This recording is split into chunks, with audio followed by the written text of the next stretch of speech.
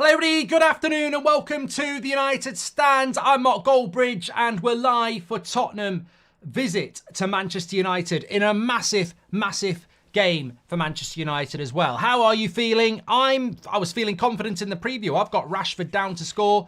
I'm feeling confident. We're sponsored by HelloFresh, which we'll talk about in a minute. I've just had a lovely dinner provided by HelloFresh. You can get a great deal with them in a moment as well. But yeah, lovely lamb lunch. Can't beat it. Can't beat it. But there's the Manchester United team on the screen for you there. I got to say, very happy with it. Yeah, it could have been a little bit better if we had Luke Shaw. Like, we were led to believe Luke Shaw was going to start. Apparently he's not quite ready. Martinez and Casemiro both on the bench. But the reintroduction of Christian Eriksen, I think, is crucial in this game. Spurs have got players back like Romero that weren't expected to play. They've got a strong back five. Vicario, Porro, Romero, Van der Ven, Udogie. So we need to be on it. We need to be on it for this game. And the fact that McTominay's not playing gives me more confidence. I still think defensively we're a little bit vulnerable. But to be fair, that's Spurs' weak area with no Son. I don't think they've got Kulusevski in the team either, which I don't know what that's all about, but that's a real bonus. If anyone in the chat knows where Kulusevski is, that would be great to know, because they've gone Werner, Richarlison and Johnson, and there's no Kulusevski on the bench either. I wasn't aware that he was actually out, so that's a real positive. Daniel's been a member for 39 months. Yep, get your super chats in and member chats in. I've got my new list now where I get to see them all, so we can read that. Kulusevski's ill, so that's a real bonus, I think, for Manchester United. But how are you feeling about the team? Ten Hag's been talking about Jadon Sancho as well. We'll probably discuss that more tomorrow because we've got such a big game here. But basically, he's saying, look, there was issues before I came. His performances weren't good enough. Why are people still talking about it? And I think that, you know, we need to move on from it. Nathan, thank you very much. But yeah, look, I still think the high line, and I've got me Butcher top on because he's back on the bench. Pat. But I still think that the high line of Spurs and the players we've got in the team make it really obvious. I mean, Villa should have had a penalty. Bloody hell, that was terrible refereeing again. Andreas J, member for 10 months. Thank you very much for that. But yeah, give us your thoughts on the team. On the bench, important to note that Manchester United's bench is a little bit stronger than it has been in recent weeks. Bienda, Martinez, the Butcher's back, Casemiro, Anthony, Heaton. So we've got two goalkeepers on the bench, which I never really understand. Surely there's somebody in the youth setup that you can put on the bench. I don't understand why you'd have two goalkeepers on the bench in the Premier League. Pellistri, McTominay, Kamwala and Forson. Obviously no Martial, he's not fit. We've heard all about that. But what price a Timo Werner goal? Well, I'd be surprised if we don't concede, but I'm going to go with a 3-1 Manchester United win. 100%. There we go. It's a shame on the lamb, says Gert. Yeah, we've just actually reminded me. May as well crack on with that, because many people ask me a lot about what you had for dinner, Mark. Well, I can tell you. I can show you what I've just had for dinner. Exclusively from HelloFresh. There it is. Take a look at that. Rosemary and garlic lamb steak. Absolutely fantastic. Absolutely incredible. And I didn't eat it because I ran out of time, but it'll be a nice little dessert when we beat Spurs. Look at what I've got for pudding. Apple and red berry oaty crumble dessert. I'll be putting a bit of custard on top of that. I'll tell you that for free. Yes, today's show is sponsored by the wonderful team at HelloFresh. Absolutely love it. You can get your bundle delivered to your door. HelloFresh brings a world of flavours right to your doorstep. You can explore their app or their website by scanning the QR code or going through the link in the description and selecting your favourites. Every HelloFresh meal comes perfectly packaged with everything required with easy to follow recipe cards. As I just showed you there, you get all the ingredients and you get all the recipe and how to do it next to it as well. Someone like me, it's really good. This week I'm savouring a mouth-watering rosemary and garlic lamb, as I said. I've got the crumble. I've also got peri-peri chicken tray bake with broccoli stems and crushed potatoes and the delicious stir-fried honey sesame seed beef noodles, which I have here as well. Look at that. That's tomorrow night. And look at that. That's Tuesday night. So sorted. All the ingredients delivered to your door without the inconvenience of having to leave. And now for some fantastic news. You're thinking, why are you telling us what you're eating, Goldbridge? Because you can get HelloFresh stuff delivered to your door with a great deal by clicking the link in the description or using the code using the code United6020. You'll get an amazing 60% off your first box, but that's not all. You'll also enjoy 20% off for the next 2 months. And to top it all off, HelloFresh is throwing in 3 special items as a gift to you. So 60% off your first box and then 20% for the next 2 months with the code United6020. So United6020 really. Don't hesitate, embark on this culinary journey with me and HelloFresh and take your dining experience to the next level. As I said, absolutely loved it. Absolutely loved it. We have used them before. We used them before Christmas, as I showed you before. But yeah, I do get asked. People are going, what are you telling us this for? What are you telling me this for? Because people always say on the Sunday stream, what did you have for dinner? There it is. HelloFresh, delivered to your door. Get 3 or 4 meals, or as many as you want delivered. 60% off and 20% for the next 3 months with the code UnitedStand6020. And links in the description there for you. Check it out. Thank you very much. But back to the game. Let's talk about Spurs team because their team has come out as well. Big shout out to HelloFresh, of course. But yeah, big shout out to Spurs. I mean, this is not the first time this has happened with Spurs. You think they've got players out and they're back. You think they've got players in and they're out. So Kulusevski's out with illness. Romero's in, was meant to be injured. And of course, Bentancur has recovered very quickly as well from his injury. So I'd say their back 5 is their strong point, but their midfield is not as strong, of course, without Bissouma and Sarr. And also, let me just send this message.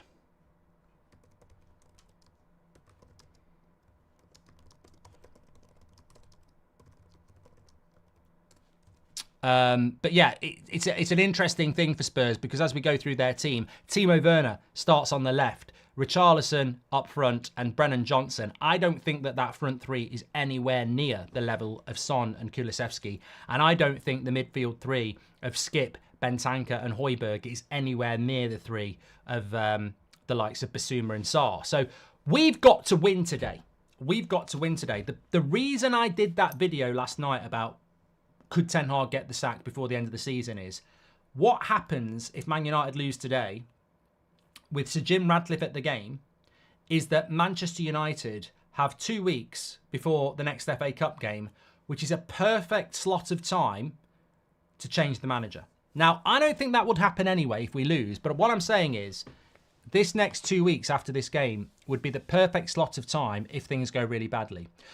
Raz says, do you like United's midfield today? Well, I do. I really do. I think it's much better. I mean, I actually expected Scott McTominay to start. I like the front 3. I expect Rashford to start. I expect Rashford to score. I said it in the preview. I actually think he'll score more than 1. I think there's goals there with that high line of Spurs. I'm a little bit worried about our back 4. It's not strong, but I think the midfield balance is very good. We're going to have to be physical, though, because Skip, Bentancur and Højbjerg are all very physical players. So we're going to have to be physical in that area. But no, I'm happy with the team that he's picked, with who's available. Casemiro, probably not available to start. Same with Martinez. What is your cut-off point with Ten Hag, says Ben, or are you going to back him no matter how many losses? You find it hard accepted that he may not be good enough? No, Ben, I was late with Mourinho because I didn't want him to get the sack, and I did say Mourinho after the West Ham loss 2 months before he got sacked. I was late with Ollie as well. There's this misconception from outside haters that the United stand is a negative community, and it's not. You know, some of you've been Mourinho out a long way before me, and that's fine. There are different opinions, and that must be respected. But in general, we've been very late. The only manager I was really early with was Van Gaal. I wanted Van Gaal gone at Christmas, and he didn't go till May.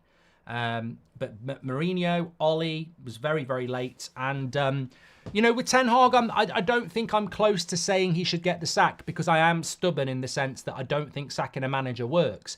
But I'm also a realist. And a realist would say that you can't lose. If we lose today, it's our 10th loss of the season. You know, you can't lose that many games of football and stay in charge of Manchester United. And as you can see the league table there, we've got an opportunity today to go joint 6th. Villa have drawn. As we know, we're playing Spurs. So there's an opportunity for Manchester United to move up that league table today.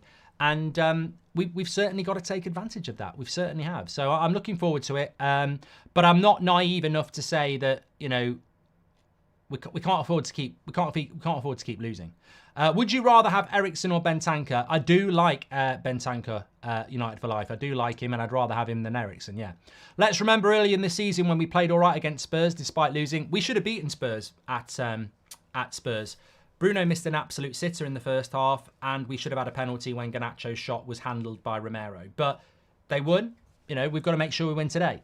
Araki says, with Casemiro and Martinez on the bench, I wonder if we're going to see them for a shorter time today. I miss seeing them. You know what? The interesting thing about Casemiro and Martinez is that they do make the bench stronger, but they're not really the sort of players that you want to be bringing on.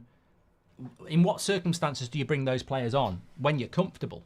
So they're not really match winners, are they? So hopefully we bring them on when we're 2 or 3-0 up. But, you know, whether that happens or not, I don't know.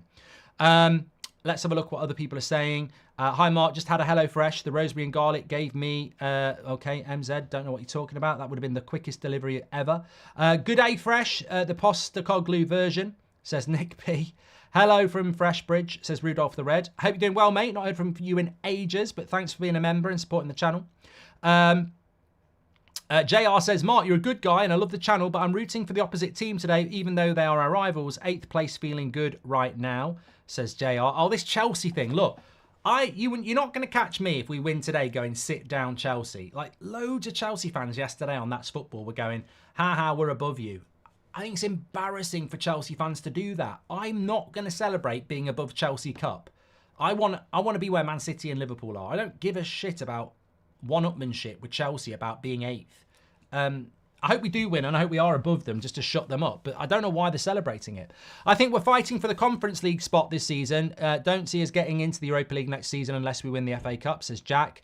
That's the positivity we need in the chat. Andreas, I think we've spoken as well. Mikhail as well. Nathan, yeah. Thank you very much for your super chats that are coming in. You can do that through the $, or you can... Okay. What about Seb?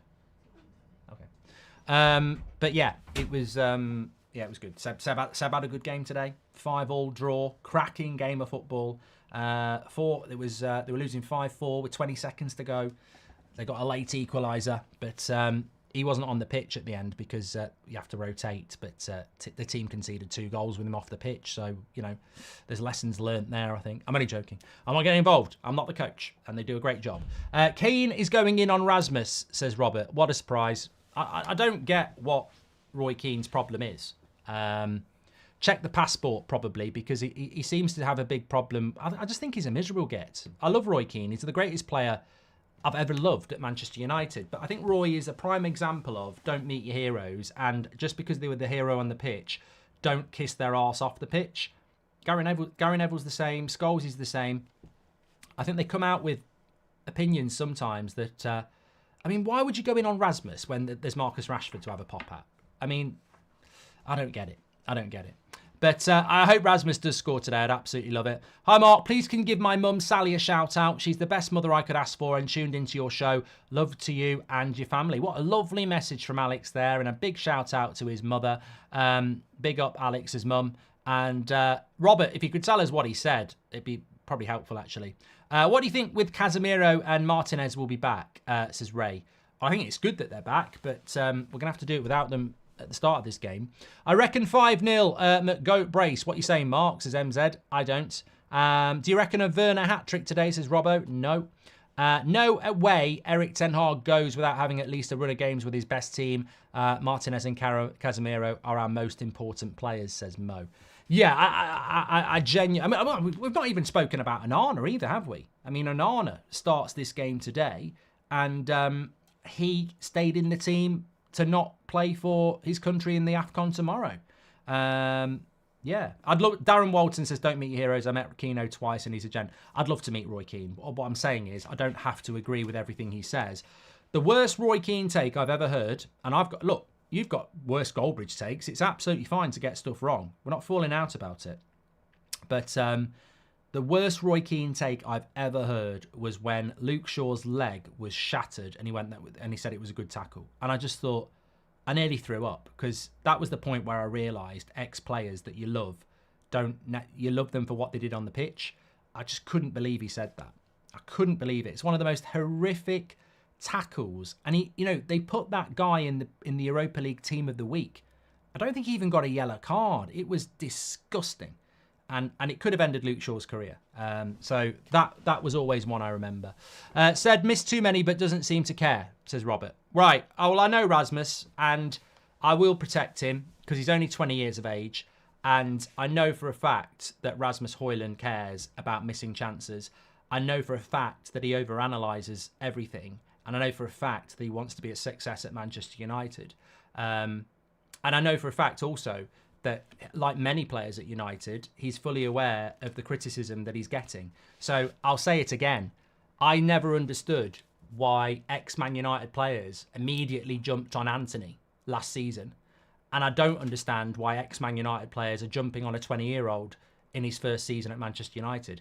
I will call this out because I remember those same players, Gary Neville, Roy Keane, Paul Scholes, coming into this team as young lads and being supported by experienced, professionals, and the fans at the time supporting them and giving them support. And I think it's sad when they jump on new United signings and, they don't seem to care. And we've heard them do it. And I think, it's so hypocritical because you were young players at United in a much easier situation because you had a better manager and a better team and you were nurtured and supported. So, you're ex-United players. That's why you're paid to be on the TV. Maybe have some fucking loyalty to your club and back the young players and give them your positivity. Because I tell you what, Roy and Gary, they are listening to you. And if you come out and back them, it gives them a little bit of a boost. Take the piss out of Liverpool players.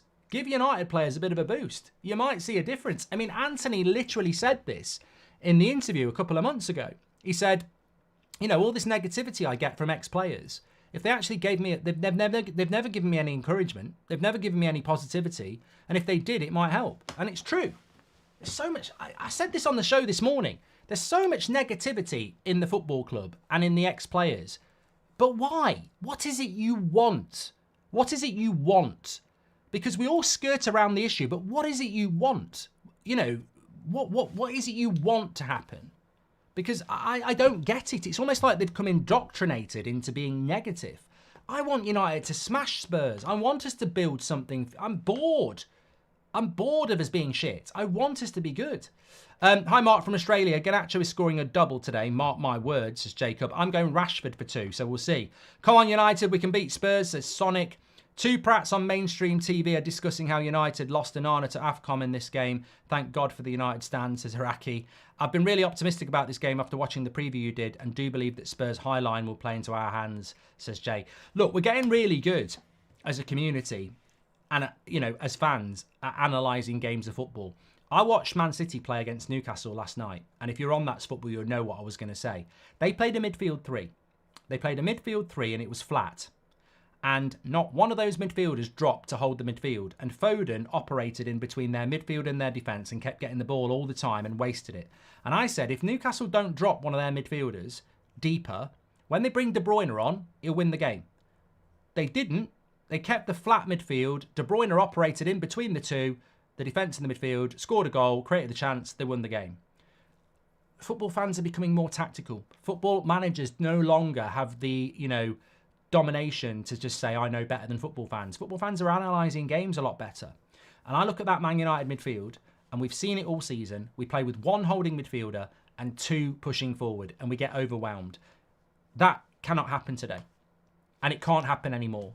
Casemiro and Mainu, Casemiro and Eriksen and Mainu, that's got to be the way to go with Bruno. We don't want to see McTominay unless it's the last 20 minutes of a game. Fuck knows what we're going to do with Mount. Robert McCormack Keane says Rasmus has had enough time to settle time to deliver. He's 20 years of age. What's wrong with Roy? Has he got a headache? I don't get it. I don't get it. Well, what do you think, Robert? I don't get that. Analysing football, I've cleared the game, yet I've never seen you in the Prem, says Isaac. Yeah.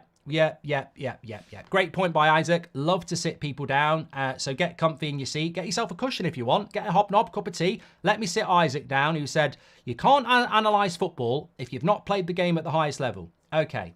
So did Jose Mourinho play the football at the highest level? No, he didn't. Some of the best coaches I've ever had never played the football at the highest level. You're talking completely out your arse, Isaac. Go and grow up. Hi, Mark. Gabby Bonglahor played football at the highest level. Would you listen to him? Or would you listen to Robert McCormack? Because I'd listen to Robert McCormack every day of the week. I'd listen to Robert McCormack on the toilet more than I'd listen to Gabby Bonglahor. Grow up and stop being influenced by what is basically snobbery. You've got to have played the game to know the game. Swivel on it. Bit of both. I like him, but doesn't seem deadly, says Robert McCormack. It's bang out of order. Leave Rasmus alone, says James. Eriksen is the best 8 in the team. He knows how to disrupt, just good enough to help the team win the ball back. We've missed him, says Trey. Let's go, Mark. This bet's on you, remember, says Jack. Hi, Mark. Great content. Let's go United, says Michael. And Kobe Mainu and Garnacho masterclass incoming, says Robert O'Donoghue. And the young players love the club, says Reb. Yeah, look, I hope we're going to deliver. Hi, Mark. Jacob says that we're going to get a double as well today. Thank you everyone who's a member, by the way. I can see a lot of badges in the chat, which is always great to see. Big shout out to Trevor XG, Jerry T, Tina G, White Knight 1, Brian Govinda, and Flavio DeMarco. Love it. Absolutely love that. Thank you for supporting the channel. Remember, you can see all our live shows on the members section if you are a member as well. Lots more of that to come soon. Keep your eyes and ears open for that. And thank you very much for supporting the channel. You can do that by clicking the join button. My score prediction is 3-1. I always go for a Manchester... Well, I don't always go for a Manchester United win, if I'm being completely honest. But I have gone with a Manchester United win today because I just feel that this is the sort of game where we'll turn it on. And one thing that may not have been considered by a lot of people is that you might say, why would Manchester United turn it on today and then not turn it on against Nottingham Forest? And there's a very big thing that I didn't mention in the preview that I think is worth mentioning on the show today. And that is that when you think about it, this is not a normal game at Old Trafford. This is the game where Manchester United players will be thinking, because we know what they're like, they're selfish and they're thinking about themselves. Manchester United players will be thinking, Sir Jim Ratcliffe is in the crowd. It doesn't matter how shit I've been for the last 3 years. If I play well in front of Sir Jim, I'll get to stay again and be part of it. What they don't realise is that if Sir Jim Ratcliffe is a Man United fan, he'll know that they've been shit for the last couple of years. But I think this is how this team works. So Jim Ratcliffe's in the crowd. It's at home. The crowd are going to be hungry. They'll deliver. These are not the sort of games I think United bottle. So I'm 100% sure that we're going to win today. What are your thoughts on the possibility of Mainu getting isolated in defence? Says Sherlock Holmes. Well, it's a good observation, but I think that with Eriksen there, we should be all right. This was why I was terrified of Scott McTominay starting, because he will just wander forward. You need somebody close to Mainu. You're absolutely correct. And I think that we've got somebody who can do that in Christian Eriksen. The dream of seeing Casemiro and Mainu playing together is back. Still not sure it will ever happen, says Fishcake. And United win, says Ibrahim. And also, we've had another super chat coming in from Michael Winter, who says, I've got a gut feeling about Eriksen this game. He's going to score 2 or 3 goals because he always wants revenge for how they treated him. Yeah, well, I'll tell you what, if Eriksen scores 3 goals, I'll be absolutely stunned. Welcome to the Members Club Real Life. He's real life. There we go. Love that. Please do subscribe to the channel, by the way, bottom right-hand corner. So Jim Radcliffe's having a laugh with Sir Alex Ferguson. 2 Knights of the Realm there. And a lady with blonde hair, who we don't know who she is, and a bold guy behind. We don't know who that is either. Could be security. Looks like he's got something in his hand. Is it a gun? No, he's playing with his phone. Lovely stuff. Jack Grundy, welcome to the Members Club. Big love and appreciation for all you do, Mark, says As If. Thank you very much. Forgive me if you've been asked loads or sick of the question. I don't want watch you as much as I did. How would you feel if Mason returned? Mason Mount or Mason Greenwood? Well, Mason Mount will return. Mason Greenwood, let's just see what happens in the summer is my honest answer to that. Fearless Offender, thank you very much for being a member for 57 months. United wins as Ibrahim. Read that. I've got that one. Who do you think will be a Man United legend, Garnacho or Højlund? I don't predict those things, Space. There's no point. Real Life, thank you very much. Mello has gifted a membership. Reb has gifted 5 memberships. Legends of the chat there. Excellence can only sit amongst mediocrity for so long before it becomes mediocre itself, says Club 1878. This is the fundamental problem with new signings failing at United. Very good point. Sakin's gifted a membership as well. Carl's been a member for 41 months. Please don't listen to me on the toilet, says Robert McCormack. Leave Rasmus alone, says James, which we've read. Thank you very much. Will Rashford score from inside or outside of the box, says Jared. We don't care. We don't care. As long as he does score, that's all we care about. Thanks everyone who's tuning in, by the way. Really excited about this one. It's going to be a big one. It's going to be a big one. Look, I'm not saying Spurs can't win here. They're a good side. They're a good side. I respect them. I certainly remember that Ollie performance when they beat us. Was it 6-1 or 6-2? So I know what can happen. But no Kulusevski. No Kulusevski. He's ill. But so that means they've got no Son, no Kulusevski, no Maddison, no Bissouma, no Sarr. I think we've got to be beating them when it's at Old Trafford. We have to be beating them. Anana with an assist today. You heard it here first, says Mo. And Lars says, if Eriksen scores a hat-trick, Mark will gift 50 subs. Lars, I'll tell you this. If Eriksen scores a hat-trick, I'll gift 100 subs. Easy. Easy. Membership, sorry.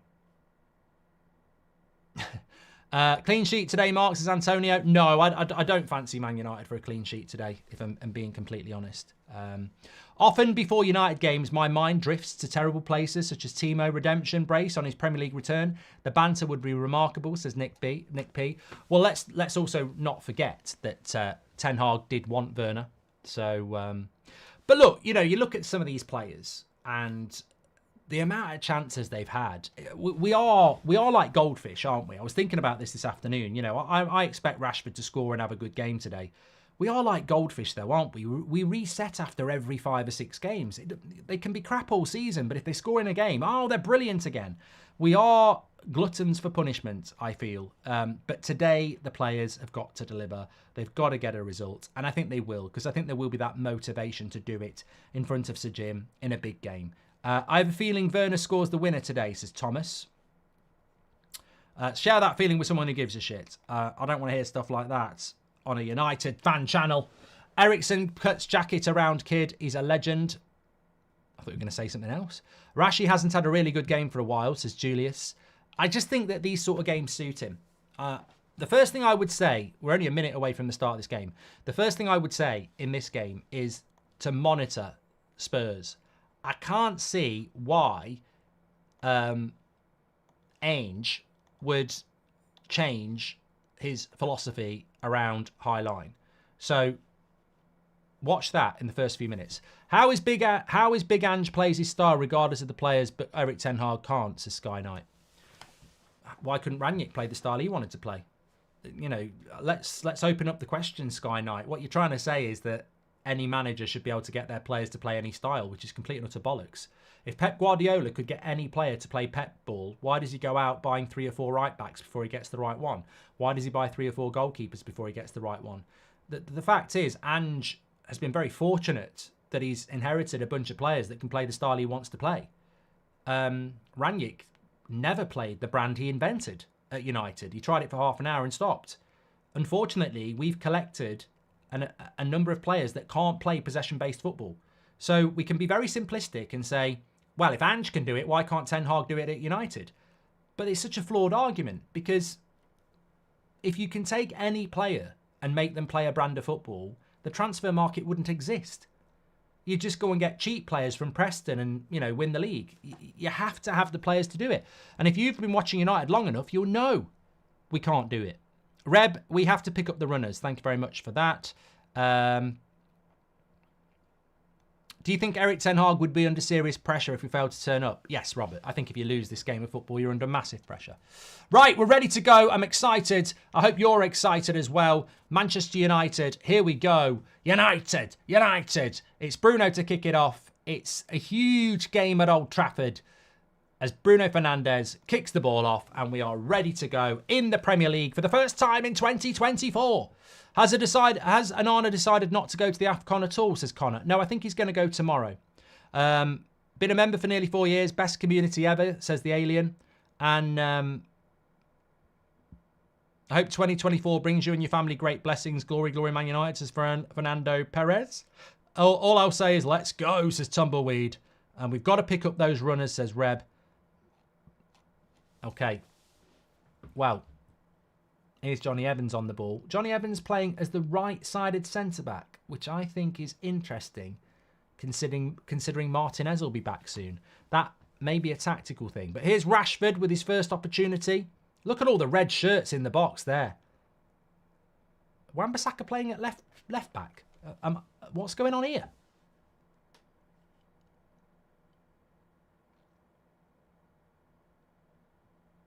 Yeah, Wan-Bissaka at left back. Wow.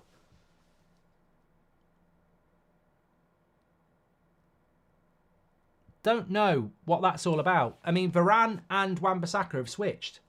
It's normally Varane and Wan-Bissaka on the right side of the defence and Dalot and Evans on the left side of the defence, and he switched it. So, what? Get your answers on a postcard for that.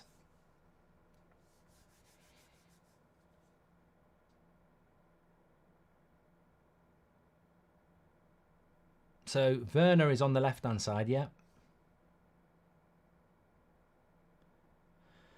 The pitch looks very pristine, though.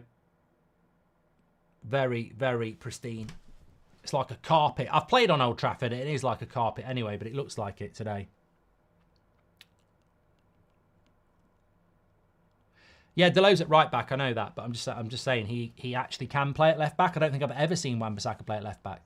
Pep played his style by doing so. He showed his board what players he needs, says Sky Knight. And do you think United will finish above Chelsea, says B? I don't care about this Chelsea argument. I'm not getting involved in a... But you know what? You know you're low when you're arguing with Chelsea for who's going to finish 8th, and I'm not doing that. Lovely cross, and Arna's there. Is it because Brennan Johnson is too fast for Dalot, says Joseph. And Mark, I appreciate your confidence, but please no jinx, Brig. This is still a good, tough game, says Jim Jones. Well, here's Rashford. He's in. He's going to score. Oh, Højlund. Oh! Rasmus has fucking roofed it. Have that, Roy. Have that, Roy Keane. Sit down and put that in your prawn sandwich. It's an absolute rocket from Rasmus. 1-0 to United. Fuck off and have that. That's what it's all about. Shut up, haters. He's 20 years of age. He's going to be a superstar. He's playing in a team where he gets no service. That's what he can do. 1-0 to Manchester United inside the first 3 minutes. Rashford, I thought, was actually going to score here. It's a lovely ball by Garnacho. No, by Bruno. What did I tell you about this high line? Straight away. We said this in the preview. And I thought Rashford was going to do what I think he will do, score. But Rasmus got in his way. It drops to Rasmus. And the power on that. That would get that. NASA want that. I'll tell you what, that'll take you to Mars, that foot. And it's right in the top corner as well. Such a brilliant finish. Left foot as well. This is what he can do. Doesn't look like the sort of person who can score goals. Swivel on it. Swivel on it. Absolute rocket. You don't save those. You don't save those. Absolutely fantastic. Ten Hag. Wow. What a start for United. What a start for United. And what a goal. What a goal. Woo! I feel like Ric Flair. Woo! Woo! Let's go. Let's go. Brilliant. Absolute brilliant. Smash the shit out of it, which is exactly what you want him to do. Gallon says, I haven't watched United Stand all week because I had surgery on Monday. Happy to be part of the community. Rest up well, mate. Hope you're doing well. We're a bit thin at fullback. Hopefully no injuries or cards, says Patrick. Aaron Wan-Bissaka and Varane on left to stop Porro, says Thomas. Think trained to cope with Johnson's pace, says Robert McCormack. And is it because Brennan Johnson's is fast? We've done all those. Wow, what a start. But United need to settle quick here because we're a little bit... Here's Timo Werner and Dalot gets in with the tackle. Wow. Give me some water. Hack says Rasmus is the future.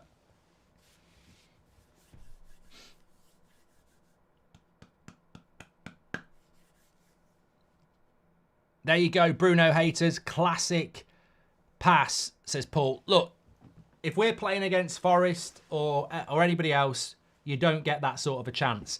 But I tell you what, if you watch enough football, this has gone exactly to plan in the first few minutes. That Spurs line is too high. Bruno gets the ball, little dink over the top to Rashford, and you're in. And the problem that somebody like Ange has got is that if you change the way you play, you're changing who you are. He's got to play this way, but it walks... You know, if we win this game 3-0, we're not back. We've just played a team that suits our style. And that's why I fancied us to win today. Just tuned in and see Bruno playing in the middle. Does this mean victory is in the bag, says Kevin. And Spurs playing the team who know counter-attack. They will never learn, says Joe Wright. I mean, I'm not a Spurs fan. I don't really care what Spurs do. But Steve Woodley says Rashford was being selfish there. He should have passed anyway, but it paid off. There you go, Bruno haters. Lovely stuff. Well, here we go again. Garnacho into Dalot. Oh, God, I tell you what, I'd love a quick one-man... I'd love a quick 1-2. I'll love a quick 1-2 here.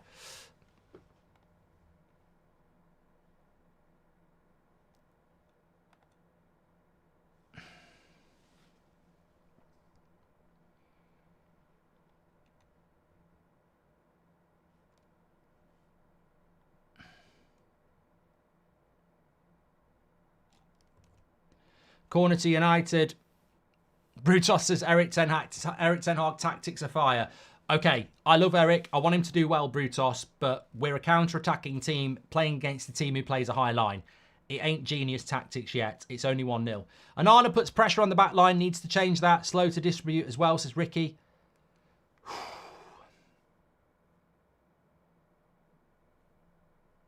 Cross comes in.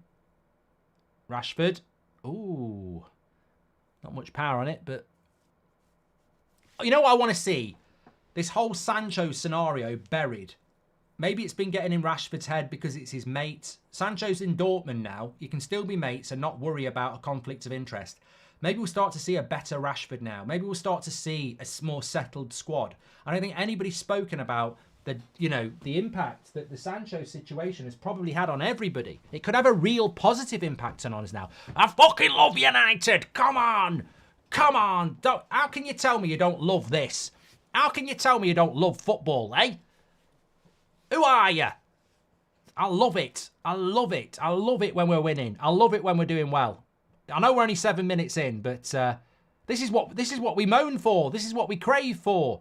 If only Rasmus got more service, haters would sit down, says Ash. Oh, I just love that finish. Have it. Have it.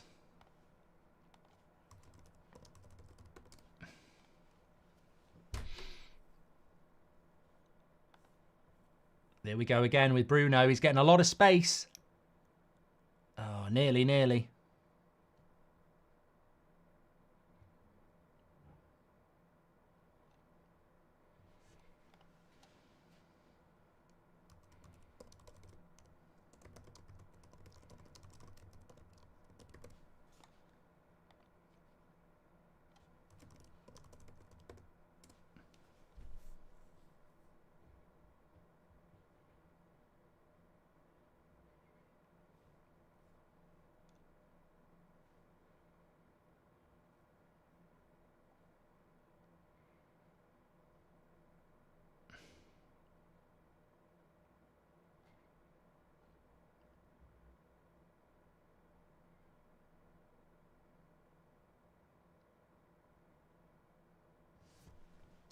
Pedro Porro. Yeah, well, I was sorry. I went into silence there.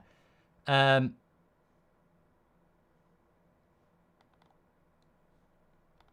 went into silence there because I was just trying to. I'll have to keep thinking. I do like to analyse the football, and I'm just still trying to figure out what this Wan-Bissaka and Varane switch is all about. But here's Garnacho. Remember, I said 3-1 United. Love the streams, Mark. Get it in, says David.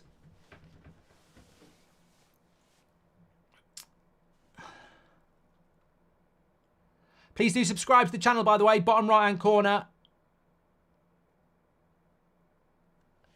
It's because Porro's quick.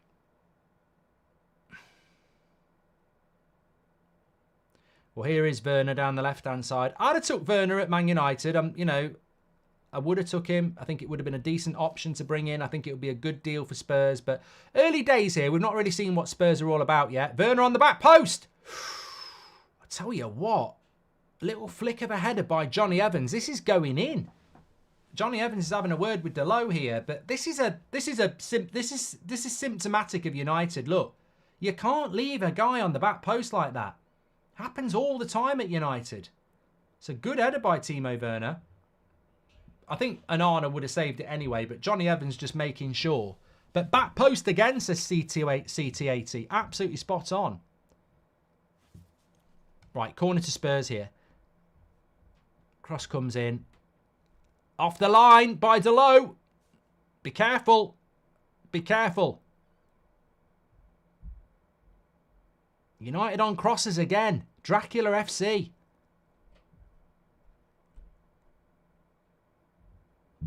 Looks like fitness is better in this game. The one game a week really has brought some tempo back to United, says Robert. Here's Werner. Delo, good tackle. How good is Mainu? I know it's early in his career, but he's going to be an unreal player. He will bring us trophies, says Connor. Vish, thanks very much for your super sticker there. But look, Spurs aren't the Spurs of old. They will give it a good go here.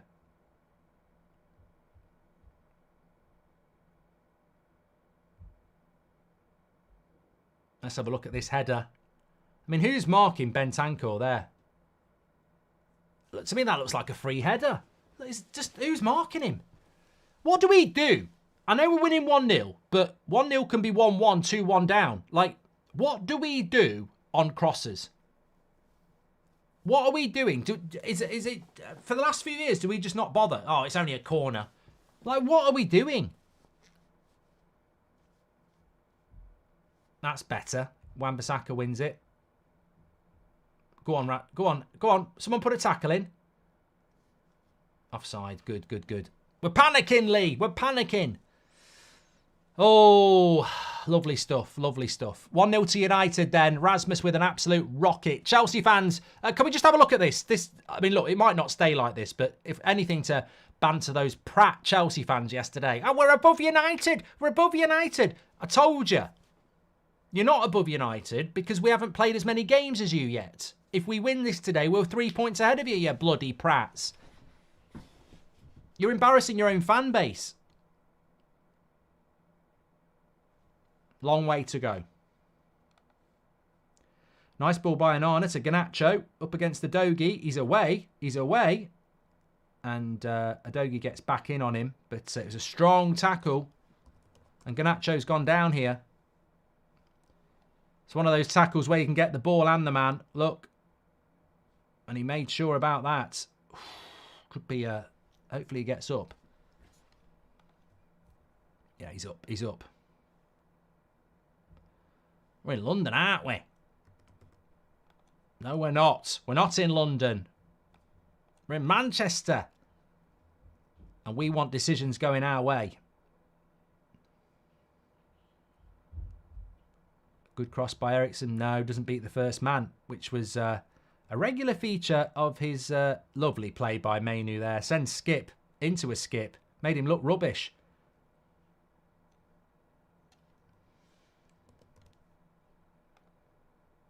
It's going to be a high-scoring game, this.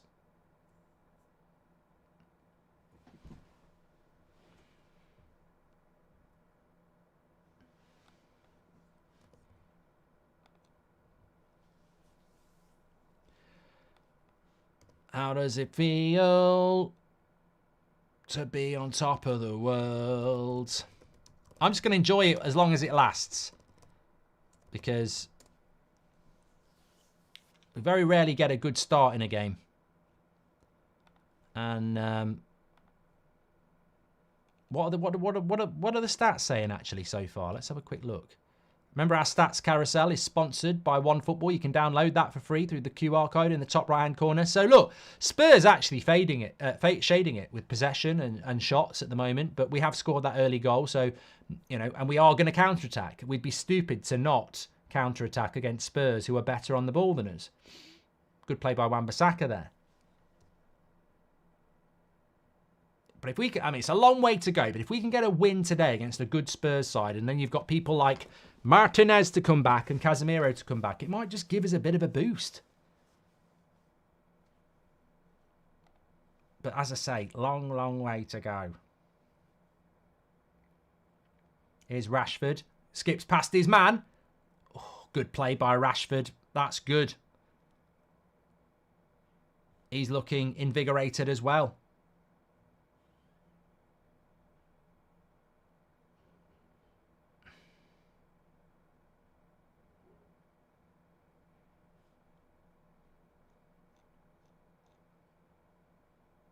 Corner to United. Well, I predicted Rashford would score in this game. And because I think it's the sort of game he's going to turn the tap on. And hopefully Bruno's going to turn it on. It's not fair to say Rashford's always the one. You know, nice play by Wan-Bissaka there, going back to Onana.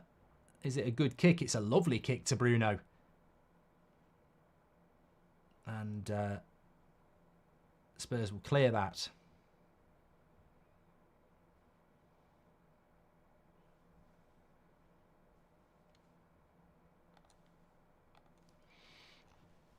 Roy needs to remember at 20 he had experienced players around him in his position. Rasmus hasn't had that luxury, says Rossi. Aaron Wan-Bissaka will be left back for Brennan Johnson attacking threat, says Common, Human, and Hope Delo can pin a back up, neutralise Adogi, best form of defence is attack. Looks like fitness is better in this game, says Robert Lund as well. We've had a few people saying that. I seem to remember Ericsson not being able to beat his first man from a corner during his Spurs days, says Nick. Yeah, I remember that. I do remember that, you're right. And Animish says, hello Mark, I understand this is a Man United channel, but who do you think is going to win between Real Madrid and Barcelona in tonight's cup final? Cup final? I don't even know what you're talking about, mate. I don't know. I don't watch La Liga, so I'm just going to say Real Madrid, because they've got Bellingham.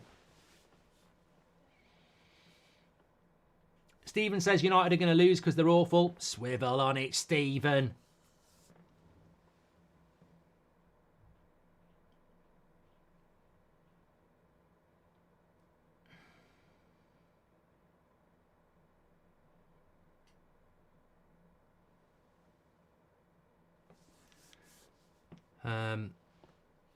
Is he on the bench, that new Spurs centre-back? I'll have a look for you in a minute. Just stretching out my back here.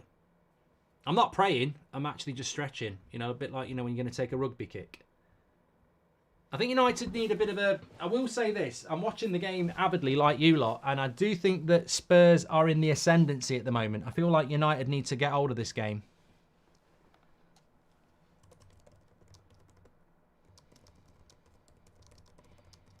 Spurs are gradually taking control.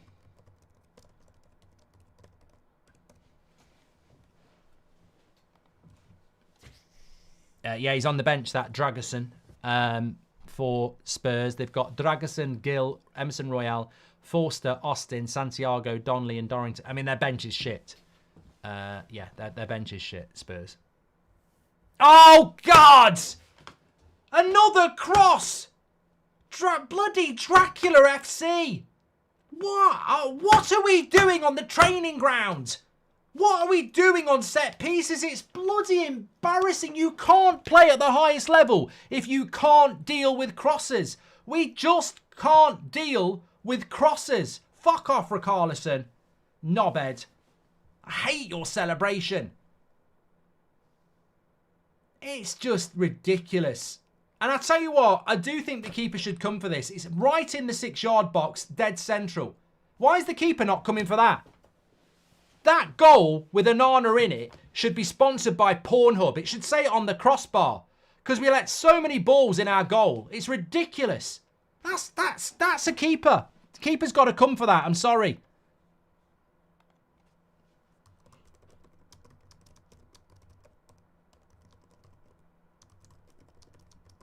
We're so shit at crosses. It's unbelievable.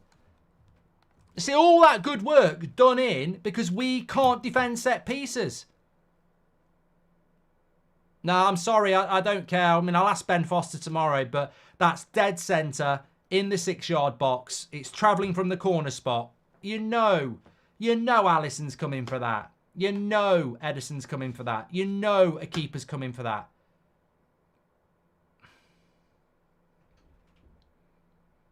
You just can't stand there like that. Yeah, please. But, yeah. Oh, God almighty. Well, maybe Onana should be sponsored by Bostik because he's got it on his feet. Glued.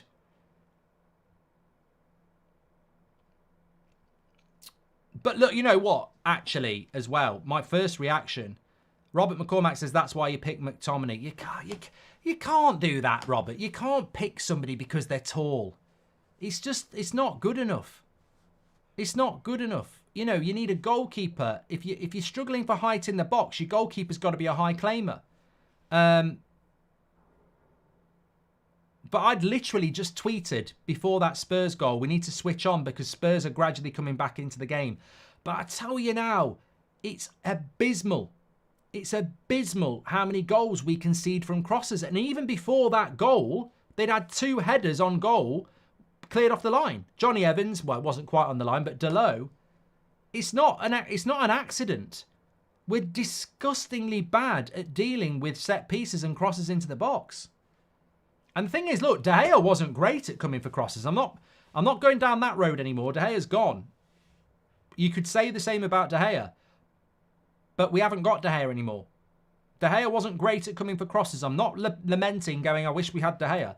That's not what I'm doing. I'm just saying that our goalkeeper has to come for that type of a cross. Can't blame Onana. That's your defence reliability, says Joe. Of course I can. He should come for the cross. But I also agree that we should be dealing with crosses better. I agree. I mean, I don't know who's marking who there. Robert McCormack says, team full of umpers. He's super glued to his line like normal, Mark, says Benj. Remember, this is the guy who should have been in the AFCON, and he stayed back for this game to stand on his fucking line. Why is he stood there like a mannequin, says Mario Franco. If this was the reason to stay, he should have gone to the AFCON. Can't wait for Bienda. Bright says, I'm disappointed with the United side. And Nick P says, I can pinpoint the moment Spurs started to pick up. We're doing that pissing around at the back thing again, and it led to panic. Weak underbelly FC. Matthias says, Dracula FC again. We never learn, do we? Chan says he's very pleased with Wan-Bissaka on the right and the left-hand side so far. And what a comment this was from Lloyd before the goal. Great to have a good start, but feeling like we're being lulled deeper and deeper. Can't be complacent. Remember, this is a bloody Spurs make-do attack as well.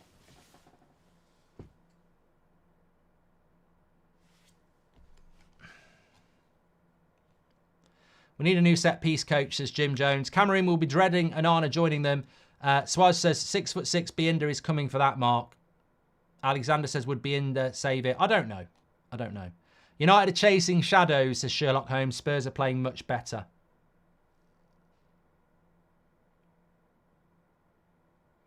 Hold on a minute. This is one of those tackles where you might see a yellow card come out for Wan-Bissaka.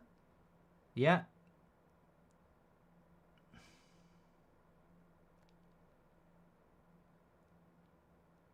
I think he got the ball, didn't he? Gets the bloody ball. Fucking hell.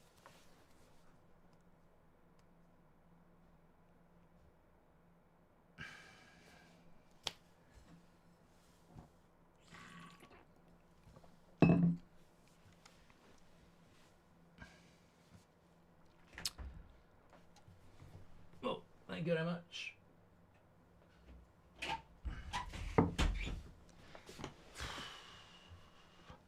Well, a good start, but yeah.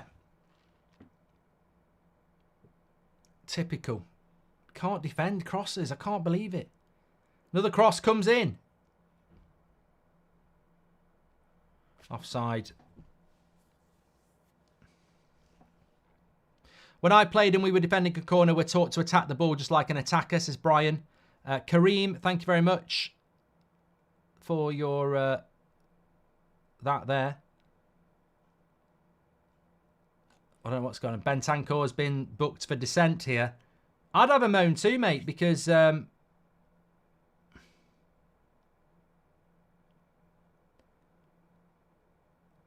a ridiculous yellow card.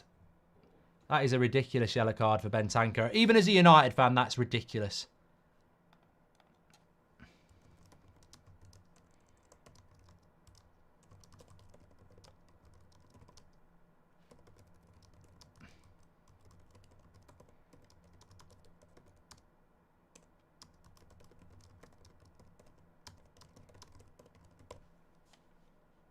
What? I can't believe they gave him a booking for that. Anyway, did Ten Hag bring his own coaching staff, or do we still have the same ones? It's still Ramsey, Benj. No, we're still using the same coach as Ollie had. Gets the ball rule was removed many years ago, says Casper. Well, yeah, I did. Yeah, if you want it, do you want more clarity? It was a good tackle. Classic deja vu case has triggered Salt. We score, then concede soon after. Time and time again, we do this. It's a joke, and I'm not surprised. Well, we're in a spot of bother here. I hate to say it, but I feel like we need half time.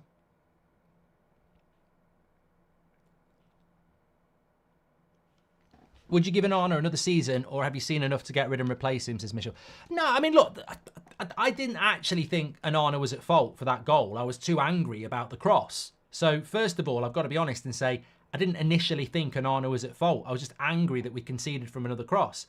But then when you see the trajectory of the ball and where it is, and look, I spend a lot of time every Monday with Watto, who was, you know, former Barnsley goalkeeper, England goalkeeping coach, and Ben Foster.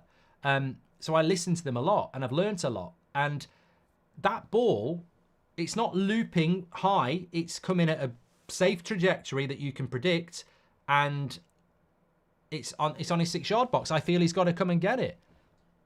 Kent says, Kasper Schmeichel, buy him. He's not worse than Onana. What's the difference between the Aaron Wan-Bissaka tackle and the one on Garnacho earlier? Yeah, exactly, Jake. This is what I'm trying to say. Referee on Sky agreeing with the yellow winds me up, says Elliot. It's inconsistent.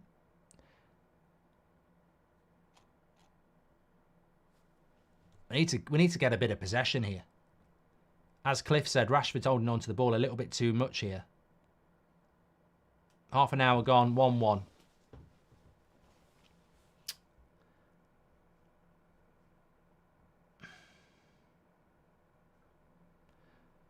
But I've said it, Spurs are a better footballing team than us. That was always the case. I said that in the preview. Our way winning this game was about, you know, playing the counter well.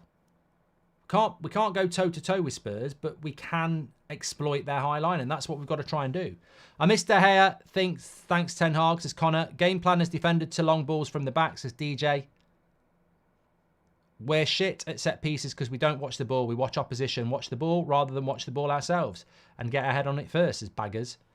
And who's coaching our coaches? A few red coats from Butlins could organise this team better. And what happened to good... That was from Nick P. And what happened to good old man marking or zonal marking? And we're terrible at it, says Sean.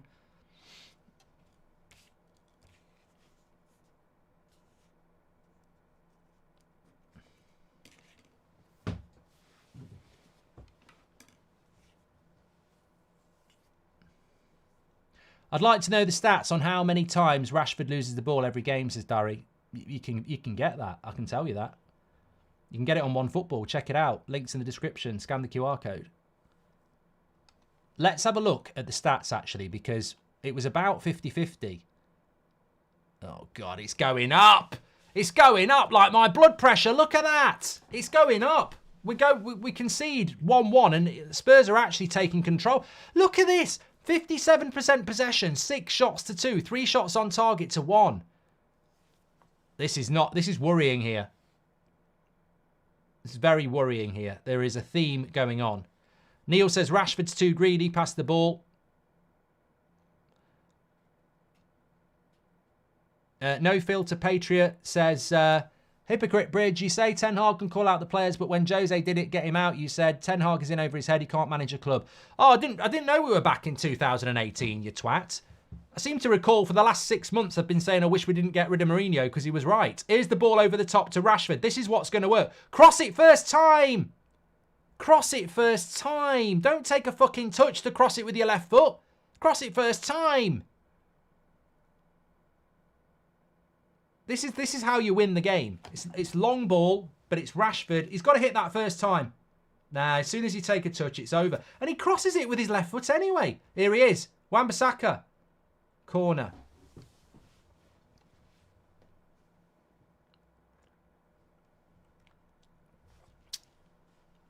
Rashford needs to get his head out of his arse, says James, and stop trying to be the star man and start passing. I bet if analysis was carried out, that was from James Frisky, I bet if analysis was carried out, it would reveal we concede after scoring way faster than any other club, says Hack.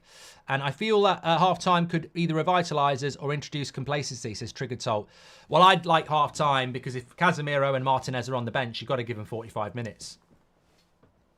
Yeah, get the line higher.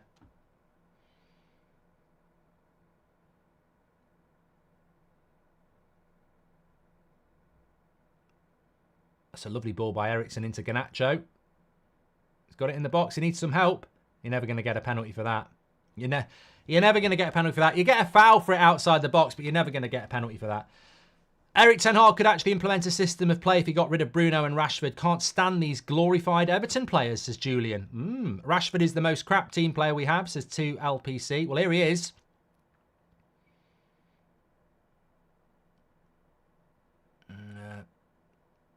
Has he got a corner or is it a goal kick?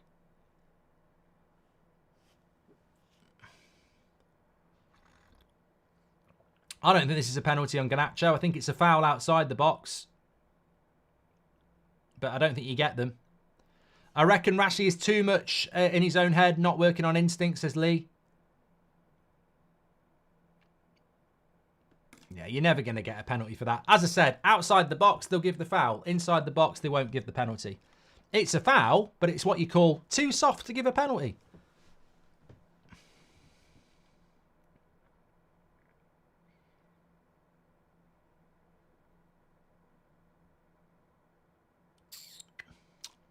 Thanks everyone who's tuning in, by the way. Please do subscribe. Bottom right-hand corner. We're ridiculously close to 811,000. We're only 10 away, in fact. So bottom right-hand corner to subscribe. Thanks everyone who's tuning in. United had an early Rasmus Thunderbolt, it was. But unfortunately, we've conceded from a set piece yet again. And whilst I would blame Onana for not coming for it, it's not a surprise that we've conceded from a set piece, is it? We're terrible at it.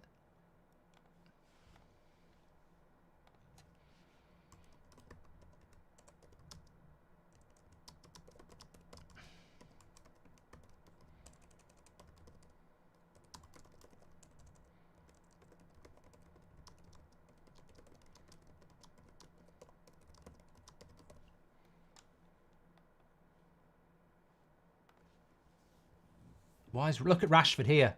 Look at Rashford. That's your man, mate. He's just this is the problem with Rashford. He's just stood there like a luxury player. I've said this before. This is on Ten Hag. Like, you can't do that in the modern game anymore. You can't have a player who doesn't have to track back. Sir Alex used to do it with Ronaldo 15 years ago. Salah doesn't even get that freedom. You can't just stand on the halfway line and not track your right back. Look at him, he's doing it again. Just not tracking back. I can't believe the freedom that we give Marcus Rashford in this team. You cannot have a winger who doesn't track back anymore. And he seems to have license to do it.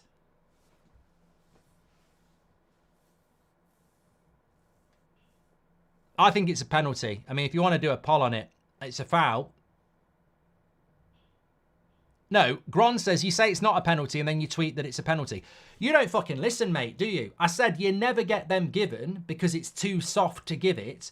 but outside the box, it's a foul. So they should give it. But I know 100% it's not going to get given. How was that not a penalty on Garnacho, says Shahin?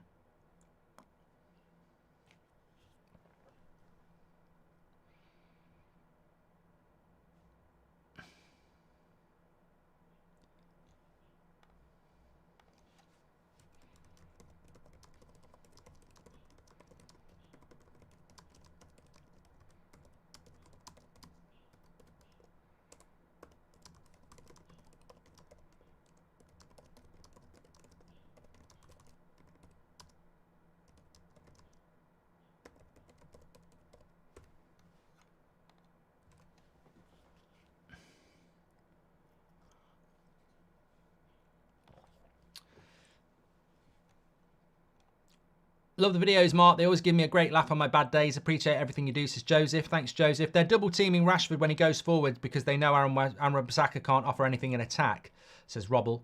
2 million celebration marks has triggered. Salt. I don't remember a single good pass Rashford has made to Rasmus. I really feel bad for him. Rashford needs to be benched. Well, we have got Anthony on the bench, so we could just put Garnacho on the left and put Anthony on the right second half. And if that's what needs to happen, then it should happen. He's going to take Mainu off and bring McTominay on. I can feel it, says Robert. City have got a softer pullback against us in the box, says Richard. Yeah. Put Rashford on Luton and he gets benched, says No Filter Patriot. 2 LPC says Rashford. I've done that one. We've done those. Sorry. Sick of Rashford. Let's sell him, says it's CJR. Can we do this poll on the penalty? Yeah. Was it a penalty?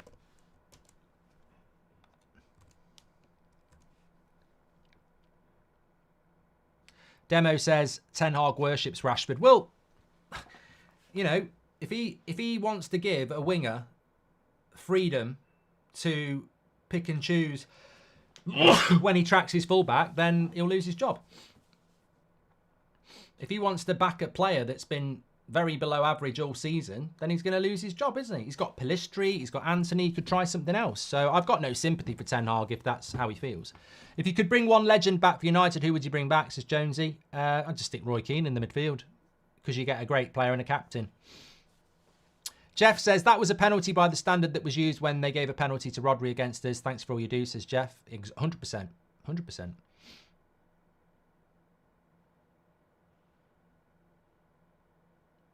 But it's inconsistency, isn't it? I never expected a penalty to get given for that. That's why I said it. But if it happens outside the box, it's a penalty. It's a free kick.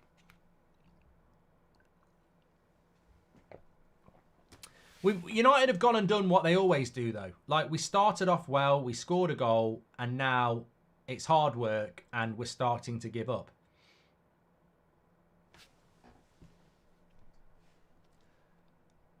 Biggest problem with this team is decision-making, says Andy Harris. Come on, Garnacho, here we go. Where are we going?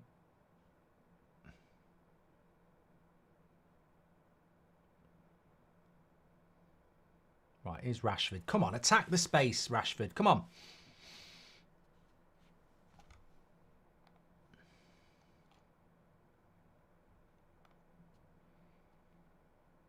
Oh, he's hit the post, the Dogie.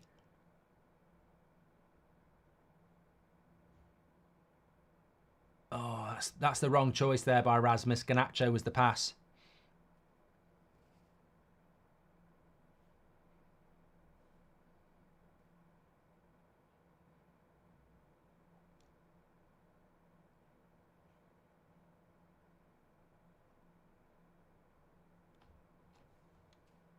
Oh my God. You know what? I put a tweet out saying keeper has to be claiming that we're so shit at crosses, right? The majority of replies on Twitter thought goalkeepers don't come through a crowd like you've been saying for 4 years. Your boyfriend didn't claim one cross from a decade. Through a crowd of players, says Dean. How about the rest of the defenders stand there? We've conceded so many crosses. Oh, so now claiming crosses is important in your eyes.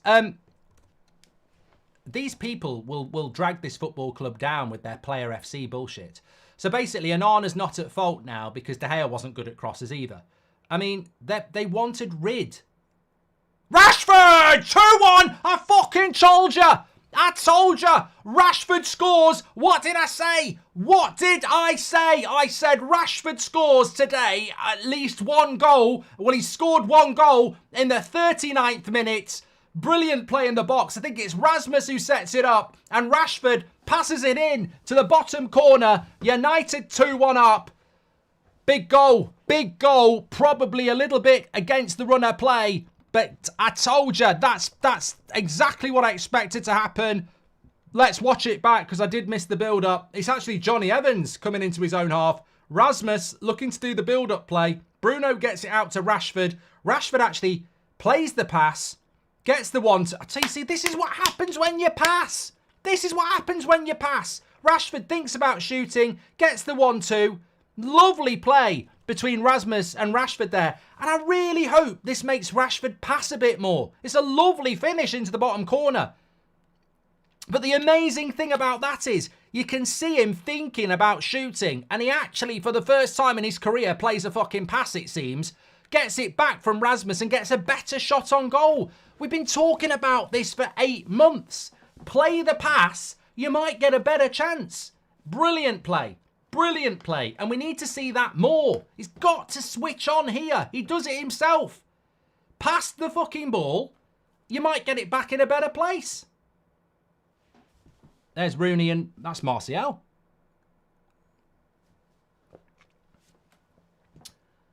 It's that sweet little mystery. I've just realised in Goldbridge I've got Rashford as well. I knew he was going to score today. I absolutely knew it. Well, look, let's switch the fuck on here because at 1-1, Spurs are looking like they're going to take the game. We're back in front again. For the love of God, switch on. Switch on. Would you take Rooney in this team? Says Ammo. No. No. Well, I would, but that's not the legend I'd bring back.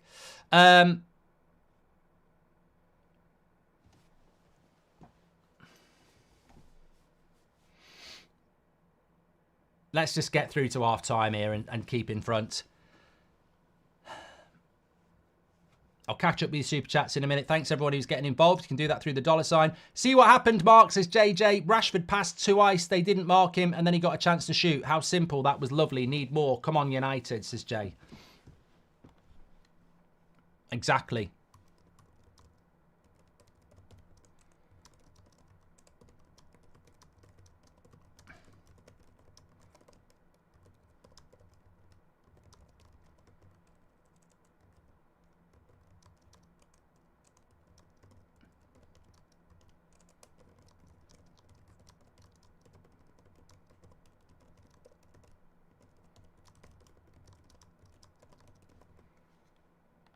Right. Big goals by Rashford and Rasmus. Really needed by both of them. I hope this starts a snowball effect, says Ivan. We're a weird team, says Iraqi. When we turn up, we can smash anybody.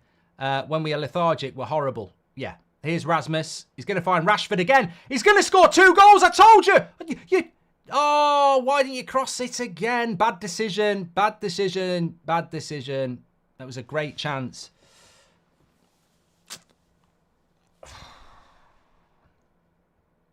Mark, don't you also feel that we dribble too much instead of just moving the ball quickly? I do, Wan. Amazing what happens when we actually pass, says Joe. See what happened, Mark? Done that from Jay. If that front three can find form, I genuinely think it could be dangerous, says Jace. I really like Ten Hag. We've done that one. I'm sorry, but I watched City yesterday. Their wingers up and down, everyone on the pitch. I love Rashford, but he walks and jogs.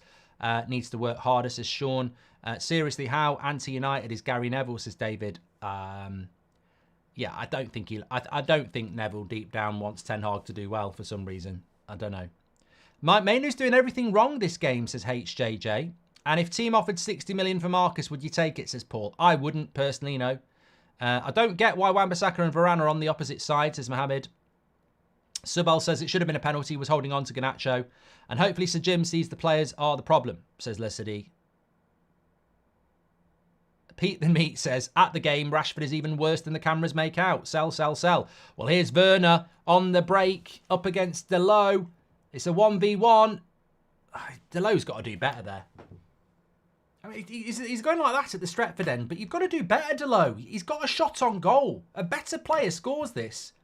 You've got to close the angle, mate. That's not good defending. You've given him a shot. You don't block the shot. That's a free shot on goal for Werner. And he's fisting the crowd. That's not good defending, I'm sorry. It's not. I wouldn't be fisting the Stretford end for that. Fucking do your job, mate. We're 2-1 up. We can't concede again. No long shot nonsense inside the box it is, says Jared. We're not able to dominate the ball at Old Trafford. It's a worry, says Akash. We're never dominating the ball against Spurs, Akash. That's not where we are at the moment. Rashford doing the keep talking gesture, says Salim. You see, well, that's just immature, isn't it? Because a lot of United fans are questioning him. So what you're saying, the fans who pay your wages aren't right to criticise the fact that you've hardly scored any goals this season. Just do that.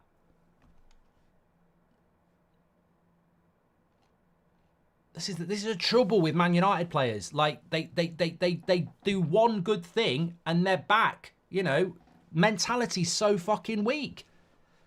United shout out to Raygard watching from South Africa. Mark, says Leon.